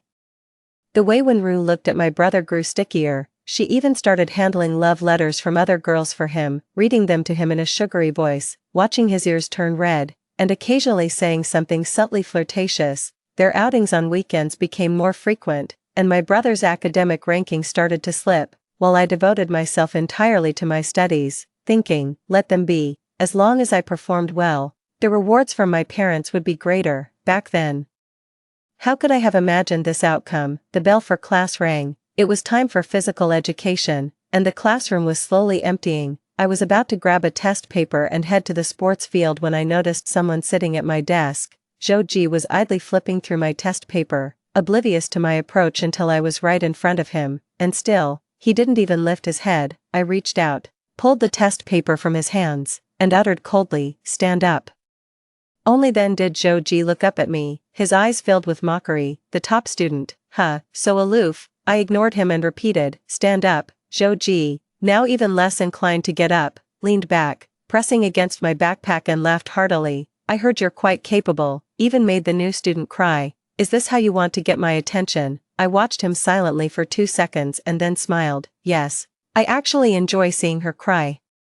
And even more when her sycophants start snapping at others in haste. Is there a kind of thrill in watching lowly creatures? Zhou Ji's expression suddenly turned cold as frost covered his face. He stood up abruptly, gripping my chin tightly, his hand exerting force. He stared at me, sizing me up with a strange look, and then, with a complex smile, he said, "Jiang Nian, it seems we weren't close enough before. I think, from now on, we should really get to know each other better." The next second, his hand was sliced by the utility knife I had grabbed from the table, causing him to release his grip in pain. I pushed him hard, making him fall back onto the chair, and looked down at him. "Sorry, I don't deal with idiots." Then, I picked up the test paper, took a pen from my pocket, and walked away. During the physical education class, I could feel Zhou Ji's sincerity in wanting to get to know me anew. Despite his injured hand, he was still imposing on the basketball court.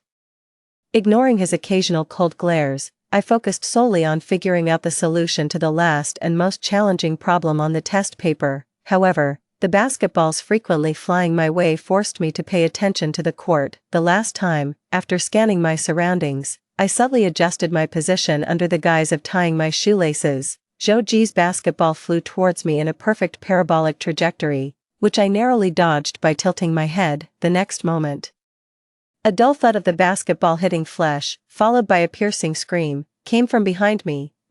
Several small groups of girls rushed to the source behind me, while the boys halted their running to look in my direction. The source of the scream, Wenru, was now holding her face, sobbing quietly. Almost the entire class gathered around, busy comforting the injured delicate flower. Only Zhou Ji stood a few steps away from the crowd, silently watching me. Seeing that I was also looking at him, he moved his lips, clearly forming the words, "Intentional." The girls had already started to vehemently take Wenru's side. Which idiot threw the basketball? To fly this far is insane, should try for the NBA with that skill. It was definitely Zhou Ji. I saw him deliberately throw the basketball this way. Meanwhile, the boys, still somewhat defensive of their big brother, deliberately changed the subject. "Let's not talk about that now, let's get Wenru to the nurse's office. It was all just an accident." Zhou Ji, arms crossed over his chest and clearly looking upset, glanced at me with an ambiguous expression, then stepped forward to Wenru and said in a somewhat stiff voice, "I'll take you to the nurse's office." With her eyelashes still red from crying, Wenru gave a pitiful smile, looking very distressed. "No need, Zhou Ji, I believe it wasn't intentional. It doesn't hurt that much, let's not blame him." Was that really not intentional? can't you even say sorry? Exactly, just a moment ago he was sweet-talking someone else, and now he's putting on airs. The phrase "it wasn't intentional" ignited a flurry of gossip among the girls, each remark hitting Zhou like a stab in the spine. Finally, a furious shut-up from Zhou silenced everyone in the room. When Ru, startled, widened her eyes, not understanding his reaction, Zhou, cold as ice, simply ignored when Ru bent down to pick up the basketball from the ground, and turned back to the court, followed by most of the boys. Seeing when Ru's disappointed expression and the fleeting shadow in her eyes, I couldn't help but sneer internally. She thought she was being clever by positioning herself as humble, hoping to evoke Zhou guilt and craft a perfect image of an innocent damsel to win favor. Little did she know, with Zhou personality, arrogant and dismissive, he would only apologize if he genuinely wanted to. Being morally coerced into apologizing was not something he would willingly do. His kindness towards women was merely an instinctive behavior of a male. If pushed into a corner, he would only grow tired and rebellious, just a typical proud and stubborn man. When Ru, failing to receive the apology and affection from Zhou, decided not to pretend anymore, she swiftly stood up, appearing unbothered, and stared thoughtfully in Zhou's direction, pondering something. After school, as I was packing my bag, Jianheng was already waiting at the door of our class. He leaned casually at the door, attracting attention from many. Despite his cool demeanor, Jianheng didn't possess a domineering aura. He relaxed his brows, smiled softly, and waved at me to come over. I slung my backpack over one shoulder and took one last glance at Wenru's empty seat before heading out. Outside, Jianheng seemed in no rush to leave, leaning against the door and looking at me with feigned indifference. "What's up, aren't we leaving?" I urged. "I'm waiting for my sister." "Who are you?" he replied casually, still dwelling on our conversation from the morning. Realizing this, I nodded, turned, and said, "Then I'll go find my brother, bye." That finally made Jianheng drop his act and follow me, taking my backpack from my shoulder to carry it himself. Then he slung his arm roughly around my neck, pulling me close into a tight embrace. His voice carried a hint of anger. "So you're having issues with others, and you don't need your brother anymore. I don't even know that girl, and you're making up stories about me liking her." My heart sank slightly, taken aback.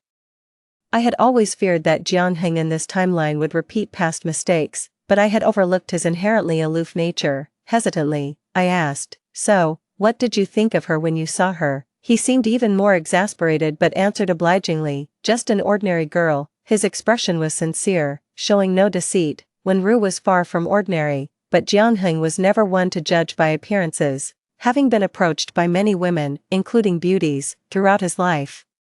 His calling someone ordinary meant that, for now, Wenru had made no significant impression on him. Relieved by his response, I relaxed completely, linking his arm. We hopped down the stairs just like we used to when we were kids, playful and carefree. Jianheng's anger subsided as we moved together, a moment reminiscent of simpler times. He teased me for being childish with a smile. However, as I was hopping around, I accidentally bumped into someone. Zhou, holding a basketball in one hand and sweating slightly, stood in front of me. Apparently just after playing a game, he looked expressionlessly at Jianheng, then glanced at my hand intertwined with Jianheng's arm and said with a smirk, "Playing house, are you?" I instinctively tried to step in front of Jianheng, but he shielded me behind him instead. Jianheng smiled lightly and calmly said to him, "Sorry, classmate." He then tried to walk past Zhou with me, but Zhou reached out to block me, his tone icy. "Aren't you going to apologize?" On the back of his hand was a glaring wound, the very one I had inflicted that morning. Jianheng frowned, about to say something,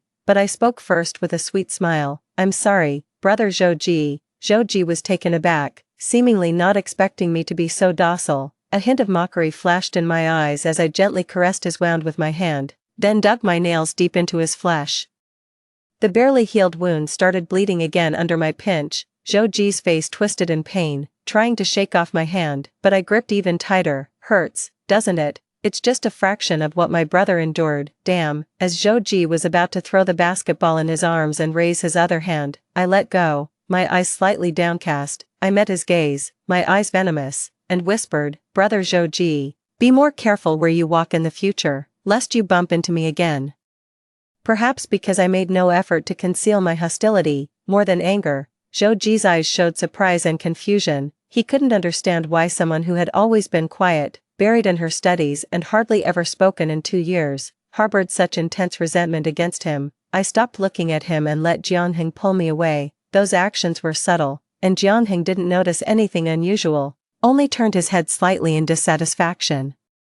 "Why do you call everyone brother?" Humming a tune, I felt cheerful and did not respond. Outside the school, near a nearby alley, I could distinctly hear some unusual noises emanating from it, cries, curses, and the clear sound of slaps. I frowned, sensing something was wrong. Jianheng and I exchanged glances, and he told me to stay put while he walked into the alley alone.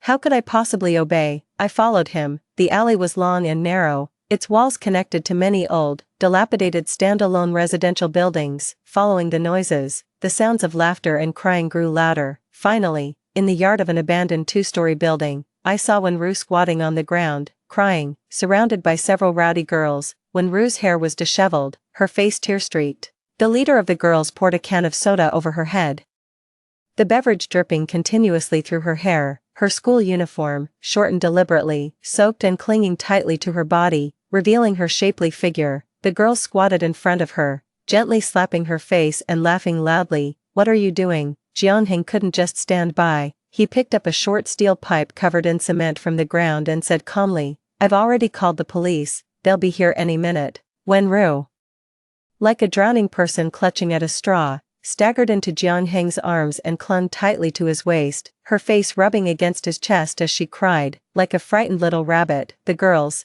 initially very arrogant, had their bluster significantly dampened. They looked anxious, repeatedly peering towards the corner of the alley, but it seems necessary under the circumstances. It seemed that she was genuinely afraid that the police would come. At last, the leader, a tough-looking older woman, pointed at Wenru and said gruffly, "You're lucky this time, don't let me catch you again." After saying that, she hurriedly left with her group of followers. I stood behind Jianheng, watching this act of bullying with an expressionless face. As I quietly watched the leader, when she brushed past me, I gave her a grin and whispered, "Long time no see." She glanced at me, puzzled, and hurried off without saying much. Of course, I couldn't forget her.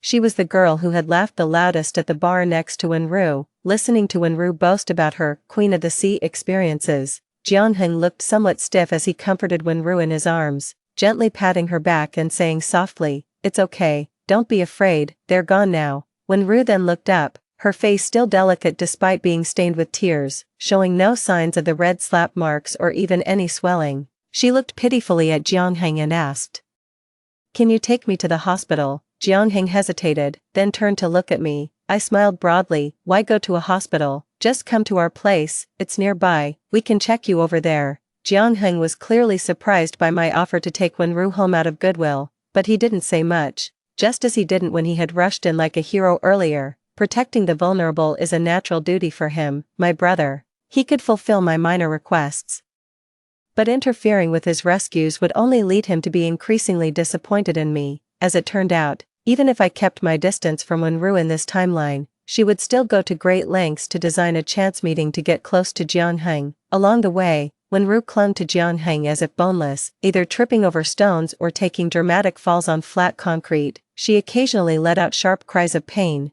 as if she was genuinely unable to walk. Finally, I stopped and said to her, "You seem very uncomfortable walking, how about I carry you?" I asked seriously, with no hint of impatience. Wenru looked awkwardly at Jianheng, expecting him to have offered, "Not me." Before she could respond, I had already turned around and bent down to crouch in front of her. Before I could fully squat down, Jianheng grabbed the back of my school uniform and pulled me between him and Wenru, then pointed to a nearby medical supply store and said nonchalantly, "If you can't walk properly, we could buy a wheelchair there." Wenru was even more embarrassed and shook her head repeatedly, insisting she could walk fine. I was slightly surprised. I certainly didn't really want to carry Wenru. My earlier offer was just to make her lower her guard. After the confrontation earlier, her impression of me probably wasn't too good. But why would Jianheng say something so harsh to a girl who had just been bullied? Before I could think further, I realized we had slowly arrived at the entrance of my residential building. I stopped, turned to Jianheng, and said, "Bro, you go ahead with her.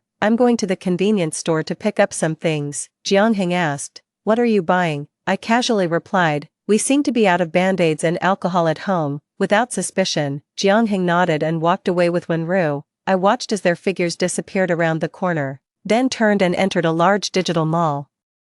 I headed straight for a well-stocked shop and got straight to the point. I need to buy a smart voice recorder, one with good battery life and remote control via mobile phone. The voice recorder was more expensive than I expected, but it seemed necessary under the circumstances. The device looks more like a mini, slim version of a smartphone. After the transaction was successful, I hurried to the convenience store to buy some alcohol and band-aids. Having done all that, I stood at my front door and rang the doorbell. There are surveillance cameras in the classroom, and it's easy to attract attention outside of school. If I wanted to safely and securely place the recording pen in Wenru's backpack, it had to be done at my home. Only Wenru was in the living room. After Jiangheng placed a medical kit and a glass of water on the coffee table, he went into his room. Wenru seemed a bit disappointed, but when she saw me return, she quickly rearranged her expression. I sat down next to her, smiling warmly. I said some harsh things to you this morning. I'm sorry. Hearing this, she touched her hair near her ears and smiled tolerantly. It's okay, I understand how you feel. It's normal to be afraid of someone taking your brother away. I often encounter this. I'm just friends with some boys, but their girlfriends really dislike me. I'm used to it now. As I reached to open the medical kit, a wave of nausea surged in my stomach, and I subtly changed the subject. But why did you get involved with those people just now? Wenru looked somewhat helpless. They were my classmates at my previous school. The guy they liked confessed to me, and they were jealous, I guess. I transferred schools because I couldn't stand the bullying, but they still haven't let go of me. As she spoke, her gaze shifted to my face. What I really envy is someone like you.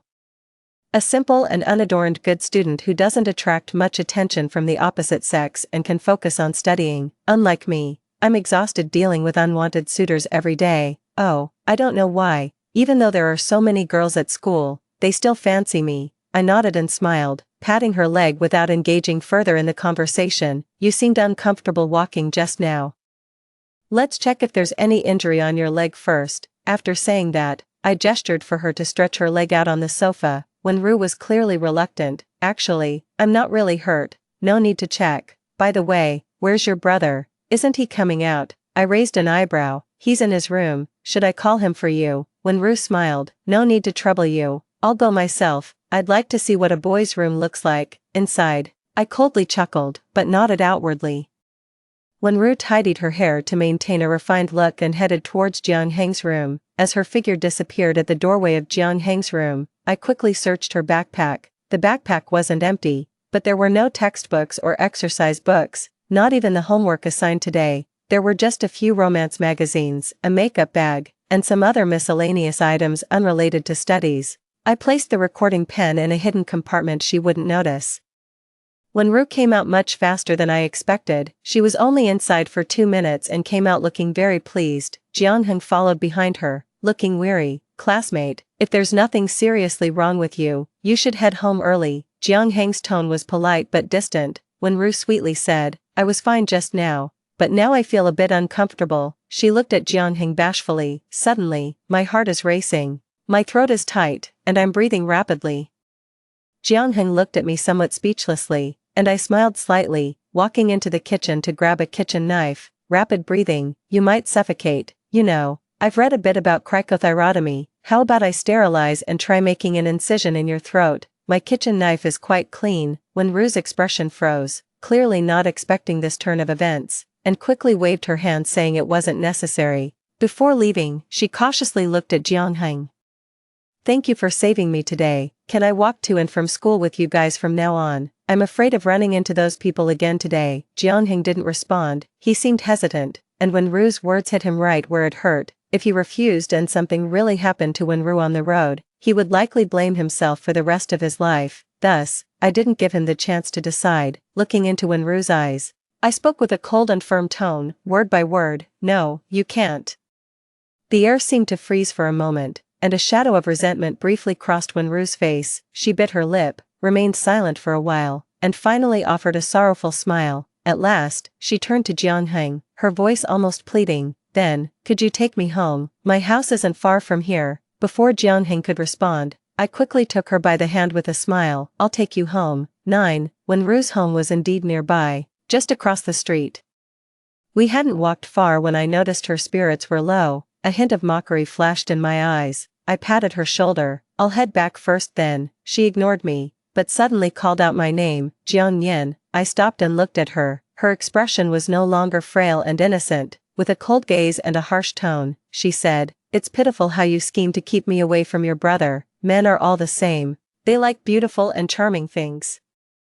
And you can't guard against this type of allure. I advise you not to pine for someone you shouldn't. After all, he is your own brother." Even though I was prepared, I couldn't help but laugh in astonishment. What, has she lost her mind? When Rue didn't respond further, leaving behind a meaningful look before turning and walking away, I strolled home alone leisurely. Glancing up casually, I saw several girls across the street. They were in a group, their distinct hair colors and outfits making them quite conspicuous, the same girls who had surrounded Wenru earlier, and they were clearly heading toward Wenru's home. I quickened my pace, hurried home, entered my room, and took out my cell phone to activate the voice recorder. First, there was a faint rustling of static followed by the distinct clinking of glass. "How did it go, Rue? Our act just now wasn't bad, right?" This person sounded quite smug. When Rue snorted, followed by the sound of a glass being slammed down on the table. "What good does it do to act well?" Jianheng didn't agree to any of my requests, and Jiang Yin, that wretched woman, is so paranoid about me stealing her brother, guarding him like crazy. Oh wow, it's rare for the Empress to encounter such a tough nut to crack. It's not bad to give you a bit of a challenge, otherwise, what's the fun if men flock to you just by a flick of your hand? But when Rue's tone was not as relaxed as the others, "Don't talk without experiencing it yourself. After all the effort to stage a play, I still can't even get close to Jianheng. It's just bad luck. And that Zhou Ji, I don't know what got into him today, suddenly snapping at me without any of the loyalty you'd expect from a backup." The others comforted her. "Don't rush it, Rue, it's only your first day of school. The most eligible bachelor at Z Middle School is worth the hassle.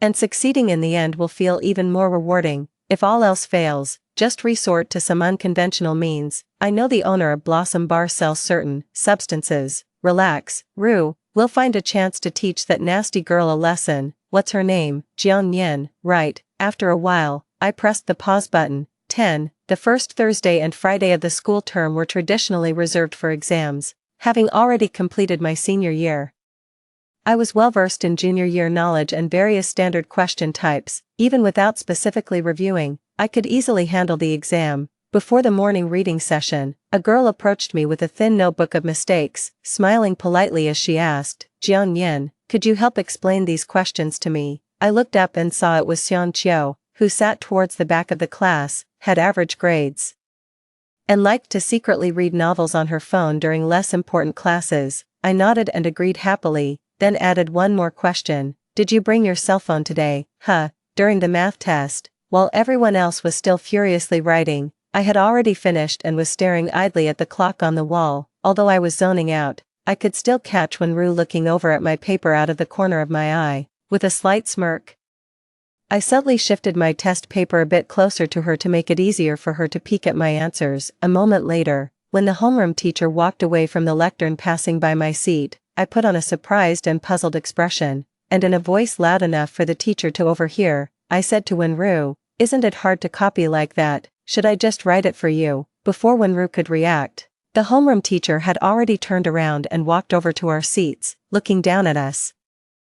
"What's going on here?" Wenru was quick to respond. "I was just tired and looking out the window to rest my eyes." I shrugged helplessly. "Maybe you should check the surveillance." "Teacher, I don't know what to say." The teacher stood there, pulled out his phone, and started checking the surveillance. After a moment, he collected Wenru's paper from her desk and said coldly, "Having a top student as your desk mate isn't meant for cheating during tests. You don't need to continue the exam. Go stand outside and wait for your punishment." All eyes in the classroom turned to us, and when Rue's face turned pale with a mix of shame and anger, shooting me a fierce look, I gave her a radiant smile. Only when she stood up and walked out reluctantly did everyone turn their eyes back to their own papers, except for one gloomy gaze that remained fixed on me. The afternoon after the test was another PE class, used for rehearsal for a performance at the school celebration a week later. Our class had submitted a proposal for a ballroom dance. The teacher gave us 10 minutes to choose our dance partners, insisting on mixed-gender pairs for aesthetics. Unsurprisingly, most of the boys, blushing, approached Wenru only to be met with her smiling and shaking her head. She was waiting for the most outstanding boy in our class. Zhou stood with his hands in his pockets for a while before finally walking towards her, passing by Wenru without even noticing her astonished look. He stopped in front of me, he glanced down slightly, looked at me with drooping eyes, then extended the hand I had once injured, palm open. With a smirk and a hint of disdain, he slowly asked, "Miss Top Student, would you like to be my dance partner?" The surprised gazes of our classmates converged on us. As if unable to believe there could be any interaction between us, I pulled out a smile, though it didn't reach my eyes, and gently placed my hand in his. "Please, brother Zhou, teach me well." He suddenly clenched his fingers, gripping my knuckles tightly, painfully. I winced in pain but made no sound. After enjoying my pained expression, he finally loosened his grip, still smiling, but his eyes gradually turned cold. "I've seen your true colors now, crazy girl." During the music-filled practice time, Zhou and I lightly held hands, exchanging dance steps back and forth. I placed my left hand on his shoulder, but he didn't wrap his arms around my waist as expected. Zhou's face was expressionless, his gaze on my face enigmatic. After a moment, he finally spoke. "Do you really dislike me?" Looking into his eyes, I saw only murkiness. I masked my distaste, my lips parting slightly, my eyes innocently wide as I dodged the question. "Zhou, why won't you hold me?" His eyes narrowed slightly, his tone casual. "If I don't hold you, will you not dance?" I replied calmly. "It's the rule. I don't want us both to be punished." He scoffed and turned his head away. Such a good student. I flipped my right hand, interlocking our fingers and pulling his hand to rest on my waist. Zhou's body tensed, his cool gaze fixed on me, though he made no move to pull away. As the melody soared, Zhou's grip tightened. He led me in the dance, swirling around until, at the climax, he pulled me back, locking me tightly against him. Then, he straightened my chin, forcing me to look up at him, a slight smirk on his lips. "Though you're mad. You look much cuter now than when you bury yourself in your studies." I didn't resist, my expression unchanged. "You're hurting me." Only then did Zhou let go, but not before flaunting a wound not yet fully healed. "Does it hurt? Remember, you're the one who gave this to me." I gently touched the wound, my fingertips caressing the surrounding skin, a light laugh escaping me. "It's quite beautiful." The skin had torn open. A rose-colored wound, indeed beautiful. "It's just a pity that the blade hadn't struck Zhou's heart." With a complex expression, Zhou withdrew his hand, his tone no longer cold but more like a murmur to himself. "Jiang Yan, you truly are mad." After school, I didn't pack up but sat at my desk, twirling my pen over a finished test paper. Jiang waited for me by the classroom door as usual, holding several books. I got up and walked over leisurely. "You don't have to wait for me, go home first." "I'll come after I finish my homework." Jiang frowned. "Can't you do it at home?" Catching a glimpse of Wenru watching me from not too far away, I smiled. "Once I start on my problems, I can't stop, otherwise, I lose my train of thought." "Go ahead." Jiang had no choice but to agree, rubbing my head firmly. "Be safe and come home early." He didn't spare Wenru an extra glance as he passed by her. In this timeline, my interference also affects Jiang's judgment. Now, I no longer worry fearfully that Jiang might fall for Wenru as he did in the past. However, those nightmare-like flashes from the past life, along with the recorded audio I had saved, kept reminding me that the wicked must pay a price. Not long after Jiang left, I packed my bag, tapped Xian Qiu's desk, exchanged a look with her, and left the school alone. Sure enough, it wasn't long before a group of people began to slowly follow me, keeping a certain distance. As I reached a less populated area, someone suddenly grabbed me by the neck from behind. Then, a menacing crowd surrounded me. The one who had grabbed me was, of course, the gang leader from before. She laughed dangerously, whispering in my ear, "Little sister, didn't anyone ever tell you that classmates should help each other? Telling tales on your classmates to the teacher is a very shameful thing, you know." After she finished speaking, she grabbed my hair and dragged me into the alley. It was that abandoned residential building again. I stumbled into the open area, and when I looked up, Wenru was already standing there. Before I could steady myself, someone kicked the back of my knees, and I fell to my knees in front of Wenru, looking down at me. Wenru tilted my chin up with her fingertips. "Jiang Yan, you must be quite happy today. You made me lose face in public. And then you flirted with Zhou during gym class. Do you really enjoy slapping me in the face? How should I punish you?" She chuckled softly, and someone yanked my hair back painfully, when Rue raised her hand and slapped me across the face, her long nails scratching a red mark on my cheek, followed by another slap. "You should be kowtowing and begging for mercy." Upon hearing this, the gang leader pressed my head down forcefully, smashing my forehead against the ground mixed with gravel. Fists and slaps rained down on my body, causing immense pain accompanied by ringing in my ears. It hurt so much. Did my brother feel the same when he was beaten up in this alley? When Rue picked up a plastic can of drink from the ground, shook it, and poured it over my head, the coldness piercing to the bone, struggling to lift my head. I looked at Wenru with a smile forming at the corner of my mouth. My lips moved. "What did you say?" Wenru raised her eyebrows and leaned in closer to hear me. I let out a muffled laugh from my throat. I said, "Your face is so ugly it's blinding." Her face twisted in anger, and she continued to slap me. Tired of hitting me, they started to strip off my clothes, and then took out a mobile phone, smiling brightly. I wonder what everyone would think if they saw our top student looking like this.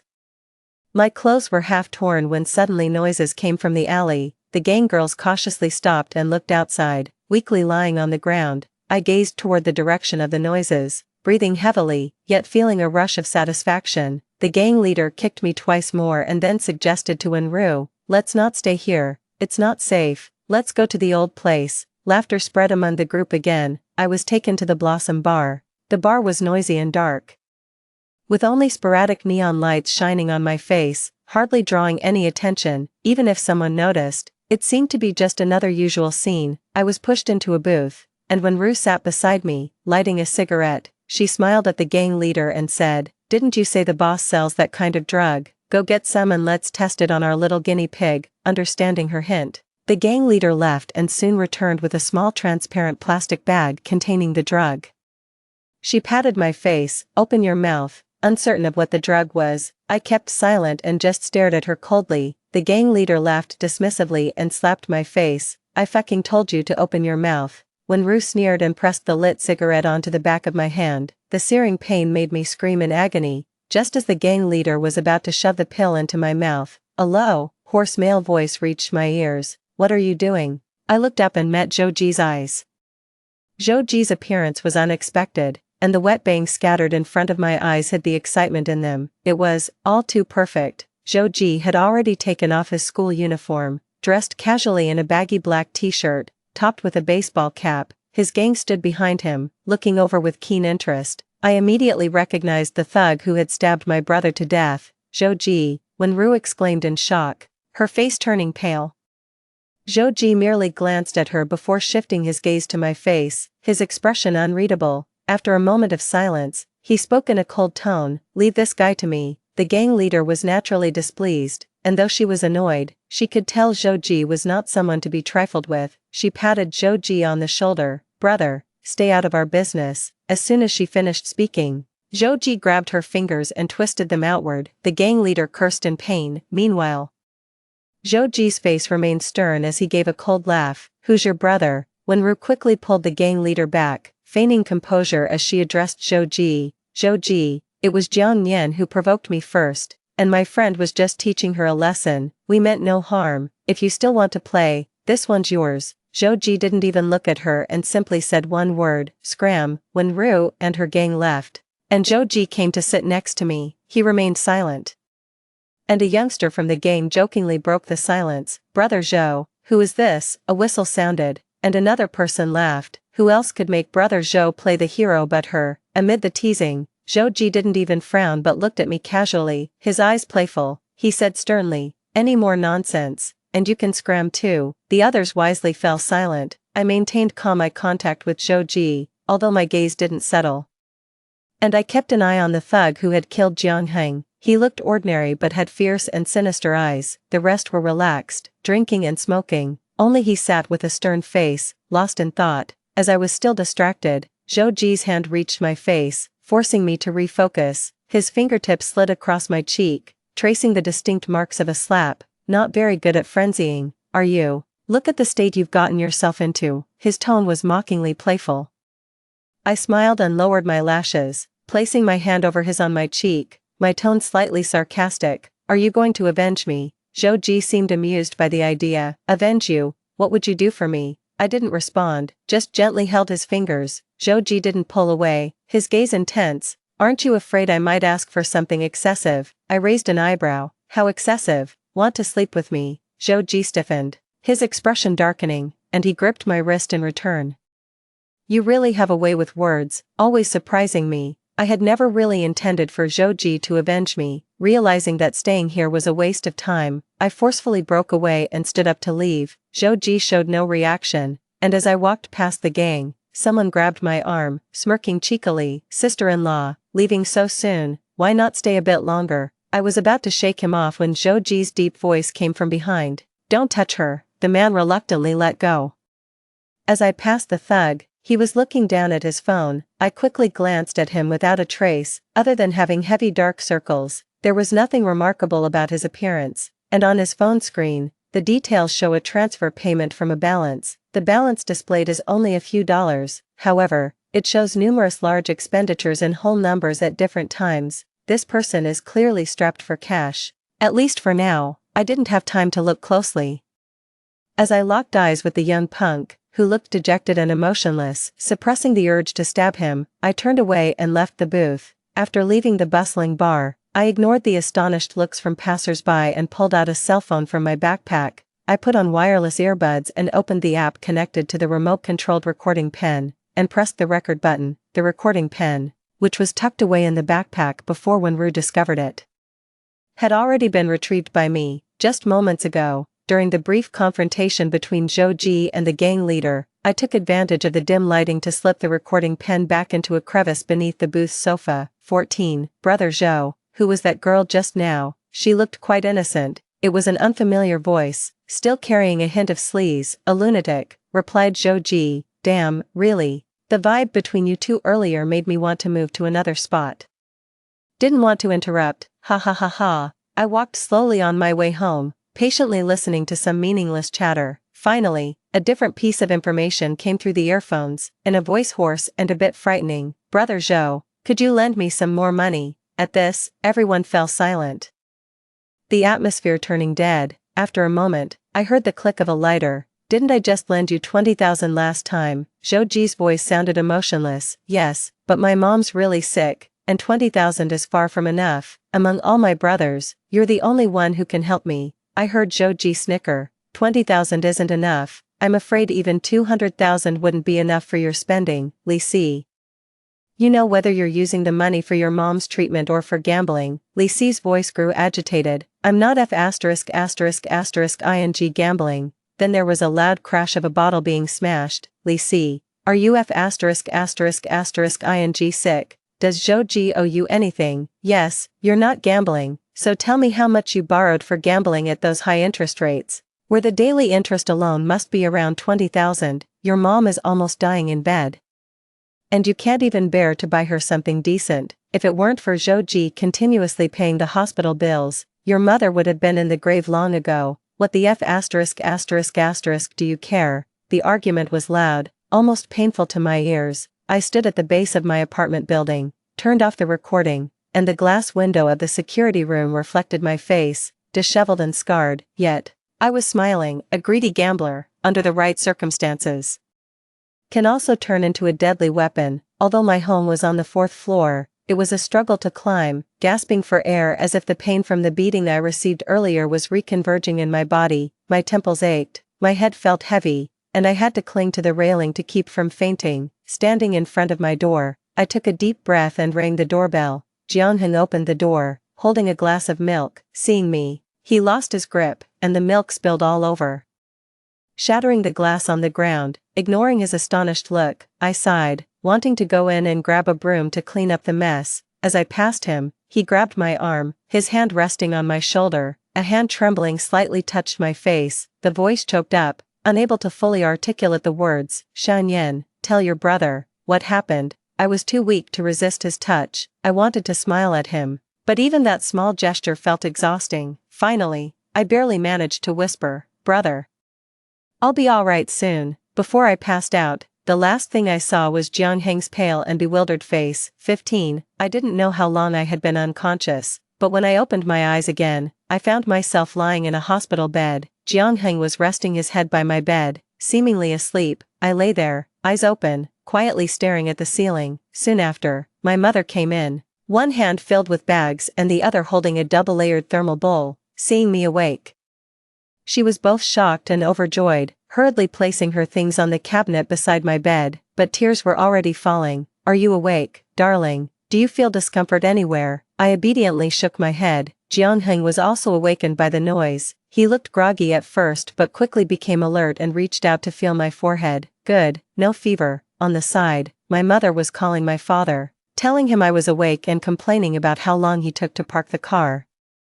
Jianheng stared at me intently, his eyes filled with concern. He brushed the hair from my face, his voice soft. "From now on, I won't let you go home alone." I blinked and gave a faint smile to show I understood. "Tell me, who did this to you?" As he spoke, his expression turned dark, a look I was unfamiliar with. I remained silent, just looking at him. After my mother finished her call, she rushed to my bedside, crying, "Shan, tell Mom, who did this?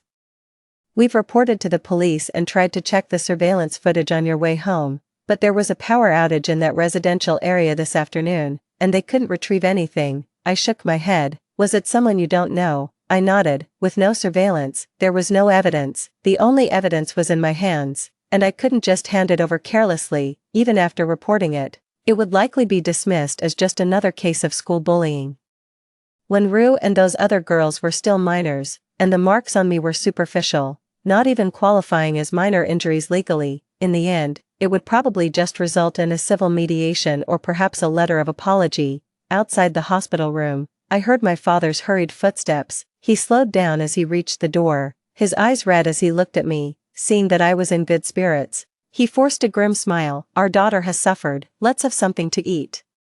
Since I was not seriously hurt, I was discharged from the hospital that evening and went home. Before bed, Jianheng brought a cup of warm milk to my bedside, gently saying, "It's the weekend, so just rest at home these next couple of days, and regain your strength before going back to school." I hummed in response. Jianheng didn't leave. He stood by my bed, his expression solemn, the room almost deadly silent. I was puzzled. "What's wrong?" He leaned closer, gazing into my eyes intently. "Shan, don't hide anything from me, no matter what." My eyelashes quivered slightly, and I finally managed a soft "Sleep now." Jianheng's hand gently covered my eyes. After Jianja turned off the last dim light and left, I lay in bed staring at the dark ceiling. After waiting quietly for a while, I sat up and pulled out my phone from under the pillow. As soon as I turned it on, I received a video from Xian Qiu. The video was short, but it clearly showed the fierce faces of Wenru and those few rowdy girls, as well as their violent acts. Below the video, there were a few messages. "Jian, I'm sorry, I was too scared. I accidentally made a noise and ran away, so I didn't capture the whole process. Although I don't know what you plan to do, if you need help, please tell me. I will stand by your side without hesitation." I didn't reply. I turned off the phone screen and fell into a deep sleep. When I woke up the next day, Jianheng had left for work, as had my parents. The house was quiet, leaving me alone. I washed up, backed up the audio recordings from the bar last night, and then completed the exercises in my workbook according to the lesson schedule. After finishing everything, I collapsed back onto the bed and noticed a few messages that had popped up on my phone. One was from Xian Qiu. "Jian, are you okay?" Another was a friend request. The profile picture was a plain Monet gray, with no remarks. I first replied to Xian Qiu, "I'm fine, don't worry." Then without expression, I accepted the friend request. Immediately, this person sent me a message, just 3 brief words, "Where are you?" I replied, "Who are you?" Of course, I could guess who it was. The person quickly sent a voice message. Upon listening, it was indeed Zhou Ji's deep voice. He said, "Send me your address. I want to see you." I smiled silently at the phone screen. Slowly touching the screen, I typed out a message and sent it. "Let's meet at Fanhua Bar." This time, Zhou Ji didn't reply immediately. It took a while before his message came through. "I'm already here." I didn't reply, lay on the bed for a while longer, then slowly got up and changed clothes. When I entered the bar, I spotted Zhou Ji immediately. He was looking down at his phone, his expression dark and intimidating.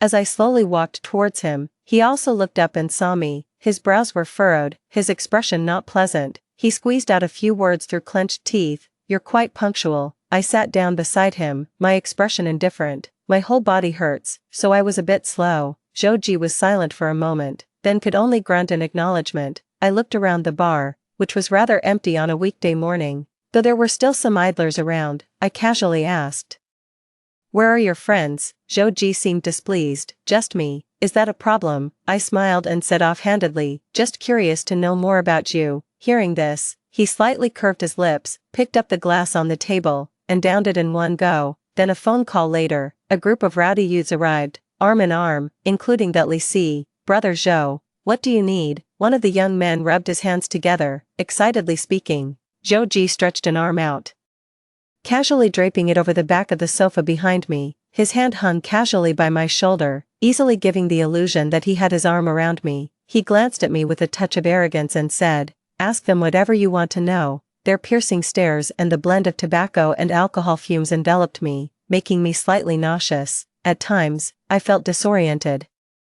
I wondered why I was enduring such vulgarities here instead of attending classes amidst the chirping birds and blooming flowers of the school buildings. Pointing to Lisi, who clearly seemed uninterested, I smiled and said, "I'm more interested in him." The room fell silent. I leaned back unintentionally against Joji. Though I wasn't looking at him, I could feel his warm breath near my ear as he whispered, "Isn't there anything you want to ask about me?" Seeing that I remained silent, he scoffed and commanded, "Lisi, answer whatever Jiang asks you." Only then did Lisi look at me. His posture was stooped, his expression gloomy. I remarked lightly, "This brother doesn't seem to like me very much." At that, someone clapped Lisi on the shoulder in a warning manner and chuckled at me. "This kid lost money last night and racked up some debt, so he's in a bad mood. Don't worry, he wouldn't turn on his brothers, right, Lisi?" Lisi remained silent, his gaze still downcast. I leaned closer to Joji and spoke loudly enough for everyone to hear. "Just because they call you brother, are you supposed to clean up their messes?" Lisi's gaze snapped up, a flicker of hope on his face as he awaited Joji's response, but Joji remained silent. His subordinate spoke up, frowning, "You don't know, Sister Jiang, Zhou has already been too good to him, lending him money every other day. Which one of us brothers hasn't he borrowed from? This guy is a bottomless pit. His mother was nearly dying and still, he gambled away the hospital fees provided by Zhou." I chuckled softly, "Brother Zhouji really is capable." Zhouji replied indifferently, "Stay out of this, it's dirty." After his comment, a chorus of jeers rose from the surrounding gangsters. I nodded as if conceding, stood up and said, "I'm going to use the restroom." After navigating through a couple of turns and a long corridor, I found the ladies' room. When I came out after washing my hands, Lisi was already waiting by the door. Pretending to be surprised, I exclaimed, "You." He quickly stepped forward, covering my mouth, and pleaded, "Sister Jiang, I know Zhou likes you. Can you please ask him to lend me some more money? I swear I won't gamble again. Debt collectors come to my house every day, and I haven't slept well in a long time. You have a kind heart, and Zhou isn't short on money. If you ask him, he will definitely agree. I beg you, I beg you." After saying this, Lisi actually knelt down before me. I stared emotionlessly at the top of his head, my mind replaying the scene of Jianheng being stabbed to death. Was it necessary for a group of thugs to bring knives to beat up a student? No matter the circumstances, Lisi was a gambler, and his monetary disputes with Zhouji were inevitable. Violent debt collection, a sick family member, and being penniless could drive anyone to desperation. I swallowed my speculations.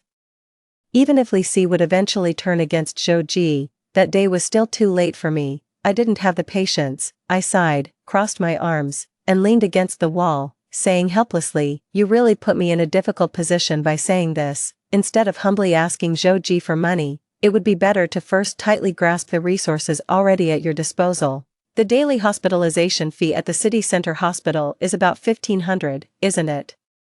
That adds up to nearly 10,000 a week. Since Zhouji is willing to cover this expense for you, why not take this initial gambling stake and give it another shot? It's a dead end either way. If I were you, I'd just go for broke. If you win, you'll have carved out a new path for yourself. After all, when luck has bottomed out, even the heavens will start looking out for you. After saying this, I bent over, patted Lisi on the shoulder, and whispered in his ear, "I believe in you." I came out of the restroom, glanced at the clock near the bar, and realized it was time for lunch. I originally planned to signal from a distance with a gesture, telling Zhou I was about to leave. After all, that group of people, sitting there in their filthy circle, even coming near them felt unlucky, but in a blink of an eye, I saw Zhou leaning against the wall near the door, half his face hidden in the darkness. Obscure and indistinct, he saw me, smiled slightly, and extended his hand. "Let's go have lunch." I followed him out, walking up to a black, heavily modified Harley-Davidson motorcycle. He placed a brand new pink helmet on my head and gestured for me to get on. I stood there, a complex expression on my face, hesitating. Zhou eyebrows raised slightly. "Are you scared?" I reminded him. "We're still underage." His expression became more defiant. "Don't worry, even if we get stopped by traffic police, no one would dare to touch me." He had an air of entitlement, as if it was his natural right, the same cruel and indifferent demeanor he had when he told the police. I didn't know he had a knife. In a previous life, he hadn't even frowned over my brother's death, as if it was a trivial matter. "Zhou, how could you go unpunished?" I smiled softly. "Impressive." "Indeed." Then I swung my leg over, climbed onto his bike, wrapped my arms around his waist, and rested my face against his back. "Then I'm in your hands." Zhou caressed the back of my hand briefly, then patted it, accelerating the motorcycle down the road. For the remainder of the afternoon, he took me to a high-end restaurant, a cable car to the cloud tops, and a misty field of flowers. I ate without tasting, and had no interest in accompanying him on his excursions, my mind wandering on the edge. When he dropped me off at my building in the evening, I got off the bike, removed the helmet, and handed it back to him. He frowned. "Did you really not enjoy our date?" I lifted my eyelids, gave him a mocking smile. "So, this was a date? I thought we were just playing house." Zhou's face suddenly darkened, and in a fit of anger, he slammed his fist down on the bike, gritting his teeth. "Jiang Yan, you really irritate me." I smiled, turned, and headed home. That night, in my room, typing on the computer, someone knocked on the door. I shouted, "Come in." Jiang entered carrying a plate of sliced fruit, placed it on my desk, and spoke with a smile in his voice. "You're still interested in programming?" Without looking up, I replied, "Just bored." Picking it up casually, "You're entering the informatics competition." I paused, then reluctantly nodded. "Pretty impressive," he said. "Do you want to get into Tsinghua or Peking University?" Jiang was obviously teasing me, and I was happy to joke around with him. I rolled my eyes, pretending to be hesitant. "Tsinghua, maybe." His eyes crinkled more at the corners as he smiled. "Ambitious, aren't you? Then I'll have to work hard too, to join my little sister at Tsinghua." The following week was uneventful. I attended classes methodically and walked to and from school with Jiang punctually. When Ru occasionally played pranks on me, like gluing my seat or pouring the water from my bottle into my backpack, I took all these pranks in stride. Since our separation last Saturday, Zhou had been unusually cold towards me. Even during the dance practice in PE class, he kept a stern face and remained silent. However, during the crescendo of the melody, as I spun into his arms, I could catch a glimpse of his blushing ears. The school's 160th anniversary celebration was set for the second Friday after the school year started.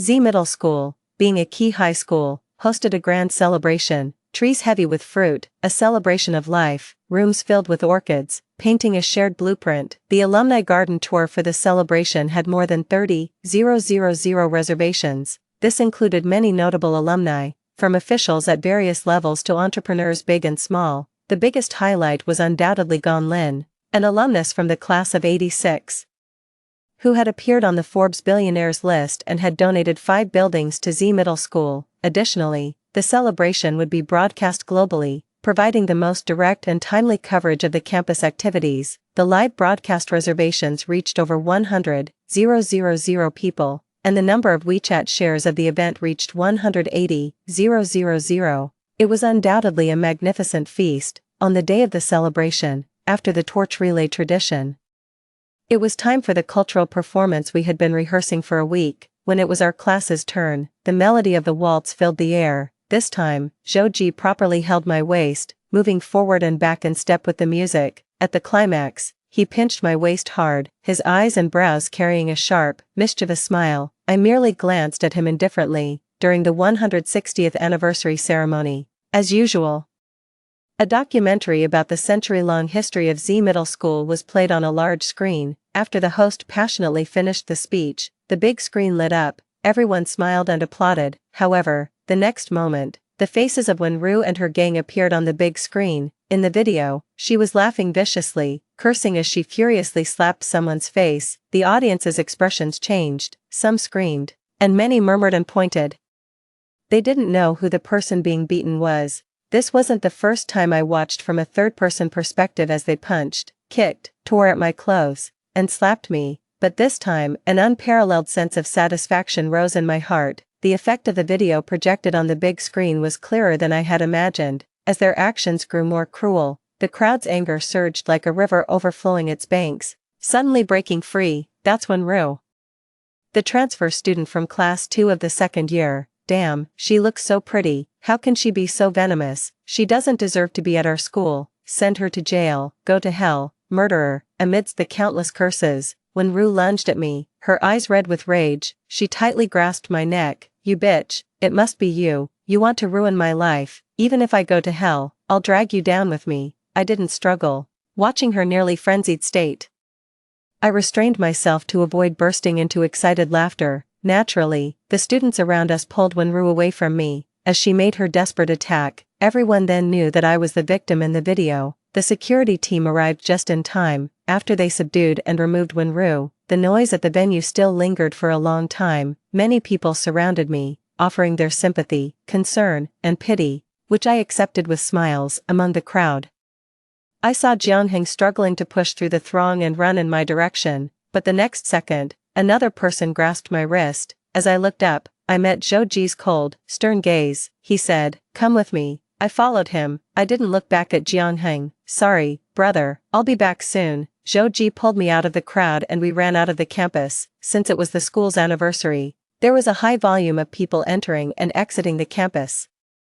And we were in our ballroom dance attire, so the security did not stop us. He led me to a Harley motorcycle, helped me put on a helmet, and simply said, "Get on." I obeyed. The motorcycle sped away, eventually stopping at the entrance of the Blossom Bar. Zhou Ji, holding me, entered without a word. Inside, the usual faces of some familiar thugs greeted us, but Zhou Ji ignored them. He chose a private booth and called over the front desk, ordering every type of alcohol on the menu. Cheap and expensive alike. I frowned. "I don't drink." Zhou Ji, not looking at me, said, "If you can't, you can learn. When I'm upset, I drink. It helps me feel better." I smiled. "How did you know I'm not happy?" Then he finally allowed his gaze to rest on my face, deep and focused. "You've been wronged." I raised an eyebrow. "Aren't you going to avenge me?" Zhou Ji gave me a deep look and firmly said, "I will." I turned away from him to face the waiter. "I want a fruit platter." The waiter nodded with a smile and withdrew. Shortly after, an array of colorful cocktails and a beautifully arranged fruit platter were served, each piece of fruit cut neatly and served with a fork. I frowned slightly, casually saying, "Isn't there a knife?" The waiter, puzzled, responded, "Miss, the fruit is already cut for you, you can eat it with a fork." I smiled calmly, "But I prefer using a knife, preferably a sharp one, it tastes better that way." Zhou Ji said sternly from beside me, "Do it." The waiter nodded and soon brought a knife. Watching me play with the fruit with the knife, Zhou Ji chuckled, "Childish." I rested my head on my hand, bored, as Zhou Ji wrapped his arm around me, his fingertips twirling a lock of hair by my ear. Suddenly, a commotion at the entrance of the bar caught my attention. Li Si rushed in, tripping and stumbling as if desperately seeking refuge. Seeing Zhou Ji, he seemed to find a lifeline. He knelt at Zhou Ji's feet with a thud, clutching his legs.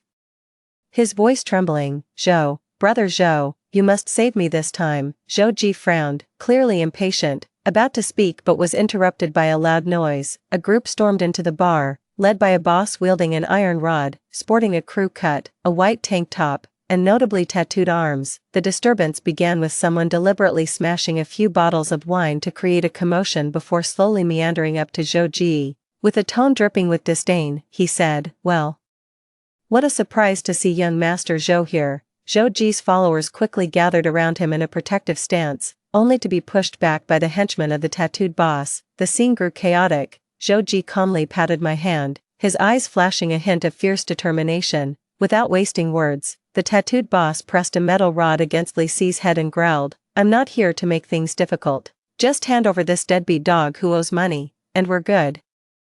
Zhou Ji glanced at Li Si and replied indifferently, "He's my friend." The tattooed boss scoffed, "Look Zhou, no offense, But what kind of person like you befriends a scumbag who gambles away his own mother's life-saving money? I really think less of you now. Joji froze, his brows furrowing darkly. What did you say? Eager to clarify, the tattooed boss leaned in closer and enunciated each word. This scumbag used his mother's hospital money for gambling, claiming he could pay me back. Now his mother has been decomposing at home for days, do you get it? As soon as the tattooed boss finished speaking, Joji grabbed Li Si by the collar and swung a heavy punch at him. Li Si fell to the ground, and just as he tried to get up, Joji yanked him back to his feet and landed another fierce punch. The glass on the table shattered, and a knife fell to the floor. Joji's voice was terrifyingly grim as he hissed through clenched teeth. I gave you money for your mother's hospital bills. And this is how you use it. Trembling and pale, Li Si stammered, Brother Zhou, let me explain. Before he could finish, Joji slapped him again. The tattooed boss stood by, arms crossed, watching the drama unfold with glee. As Joji raged, the temperature around them seemed to drop. He kicked Li Si repeatedly in the stomach. After venting his anger, Joji crouched down, grabbed Li Si by the hair, and whispered fiercely, You're nothing but lifelong trash. He then stood up, straightened his disheveled suit, and said coolly to the tattooed boss, He's yours now. Li Si lay gasping on the ground, his body twitching like a writhing maggot. From my angle, I could clearly see the despair and raging hatred in his expression. He glared at Joji's retreating figure as if trying to bore a hole through him. The room was dim. I stretched out my leg and discreetly kicked the knife toward Li Si. Seizing the knife, Li Si struggled to his feet and charged at Joji, plunging the knife deep into him. Shocked, the tattooed boss cursed and reacted, Damn it, kill this lunatic. People rushed to restrain Li Si, who had completely lost his mind, stabbing Joji repeatedly while hurling vile curses. By the time they subdued him, Joji was already clutching his abdomen, pale and collapsed on the floor, feigning shock and fear. I rushed to Joji's side and cradled him in my arms. Jiang Yin, in pain. Joji could hardly speak.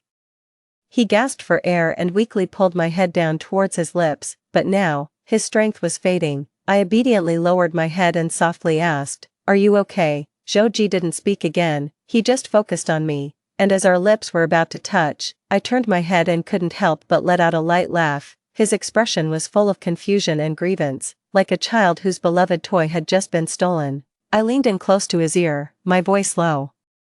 This is the extreme pain of a knife piercing your body. Remember this feeling deep in your bones. Blood continuously flowed from Joji's body. Under the neon lights, it looked like a rose-colored exquisite piece of art. He stared at me with wide eyes as I gently caressed his face, looking deeply into his eyes. Joji, in your next life, live kindly, since the law cannot judge you, let God do the judging. Joji's body relaxed, motionless, his final expression a mix of fear and confusion.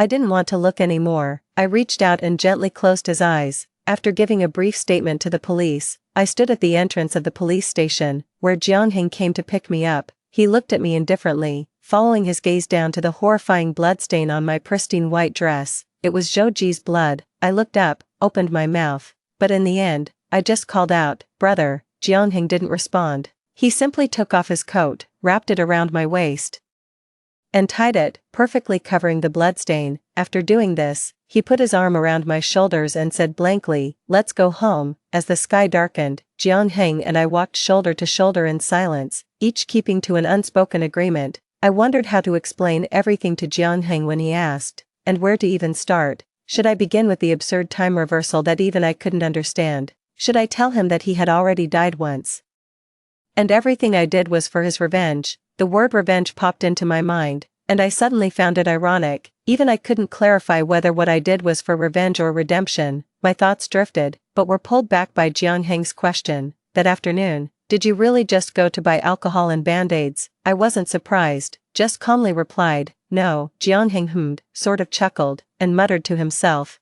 Dragged into an alley and suffered like that. Yet you wouldn't tell me the truth. You deliberately learned programming to hack into the school's computer during the anniversary celebration and swap that video. Do you not trust your brother? I was taken aback, shook my head immediately, feeling a whirlwind of emotions, but couldn't find the words to speak. It's okay. Jianheng raised his hand, gently stroking my head. It's all in the past now. I don't want to guess those puzzles anymore. Whatever is troubling you, Forget all about it, I will take you forward. The video from the anniversary day had been streamed live and clips had been shared online. The bullying incident featuring Wenru dominated the trending searches for several days, under public pressure. The education authorities and police reacted swiftly. Many well-known alumni expressed their condemnation of bullying on social media. Z Middle School urgently established an anti-bullying association. Wenru was expelled, as she was a minor and the injuries she inflicted were legally considered minor. She did not face any administrative punishment. After all, the law is not swayed by public opinion. However, some netizens found her phone number and home address through unconventional means.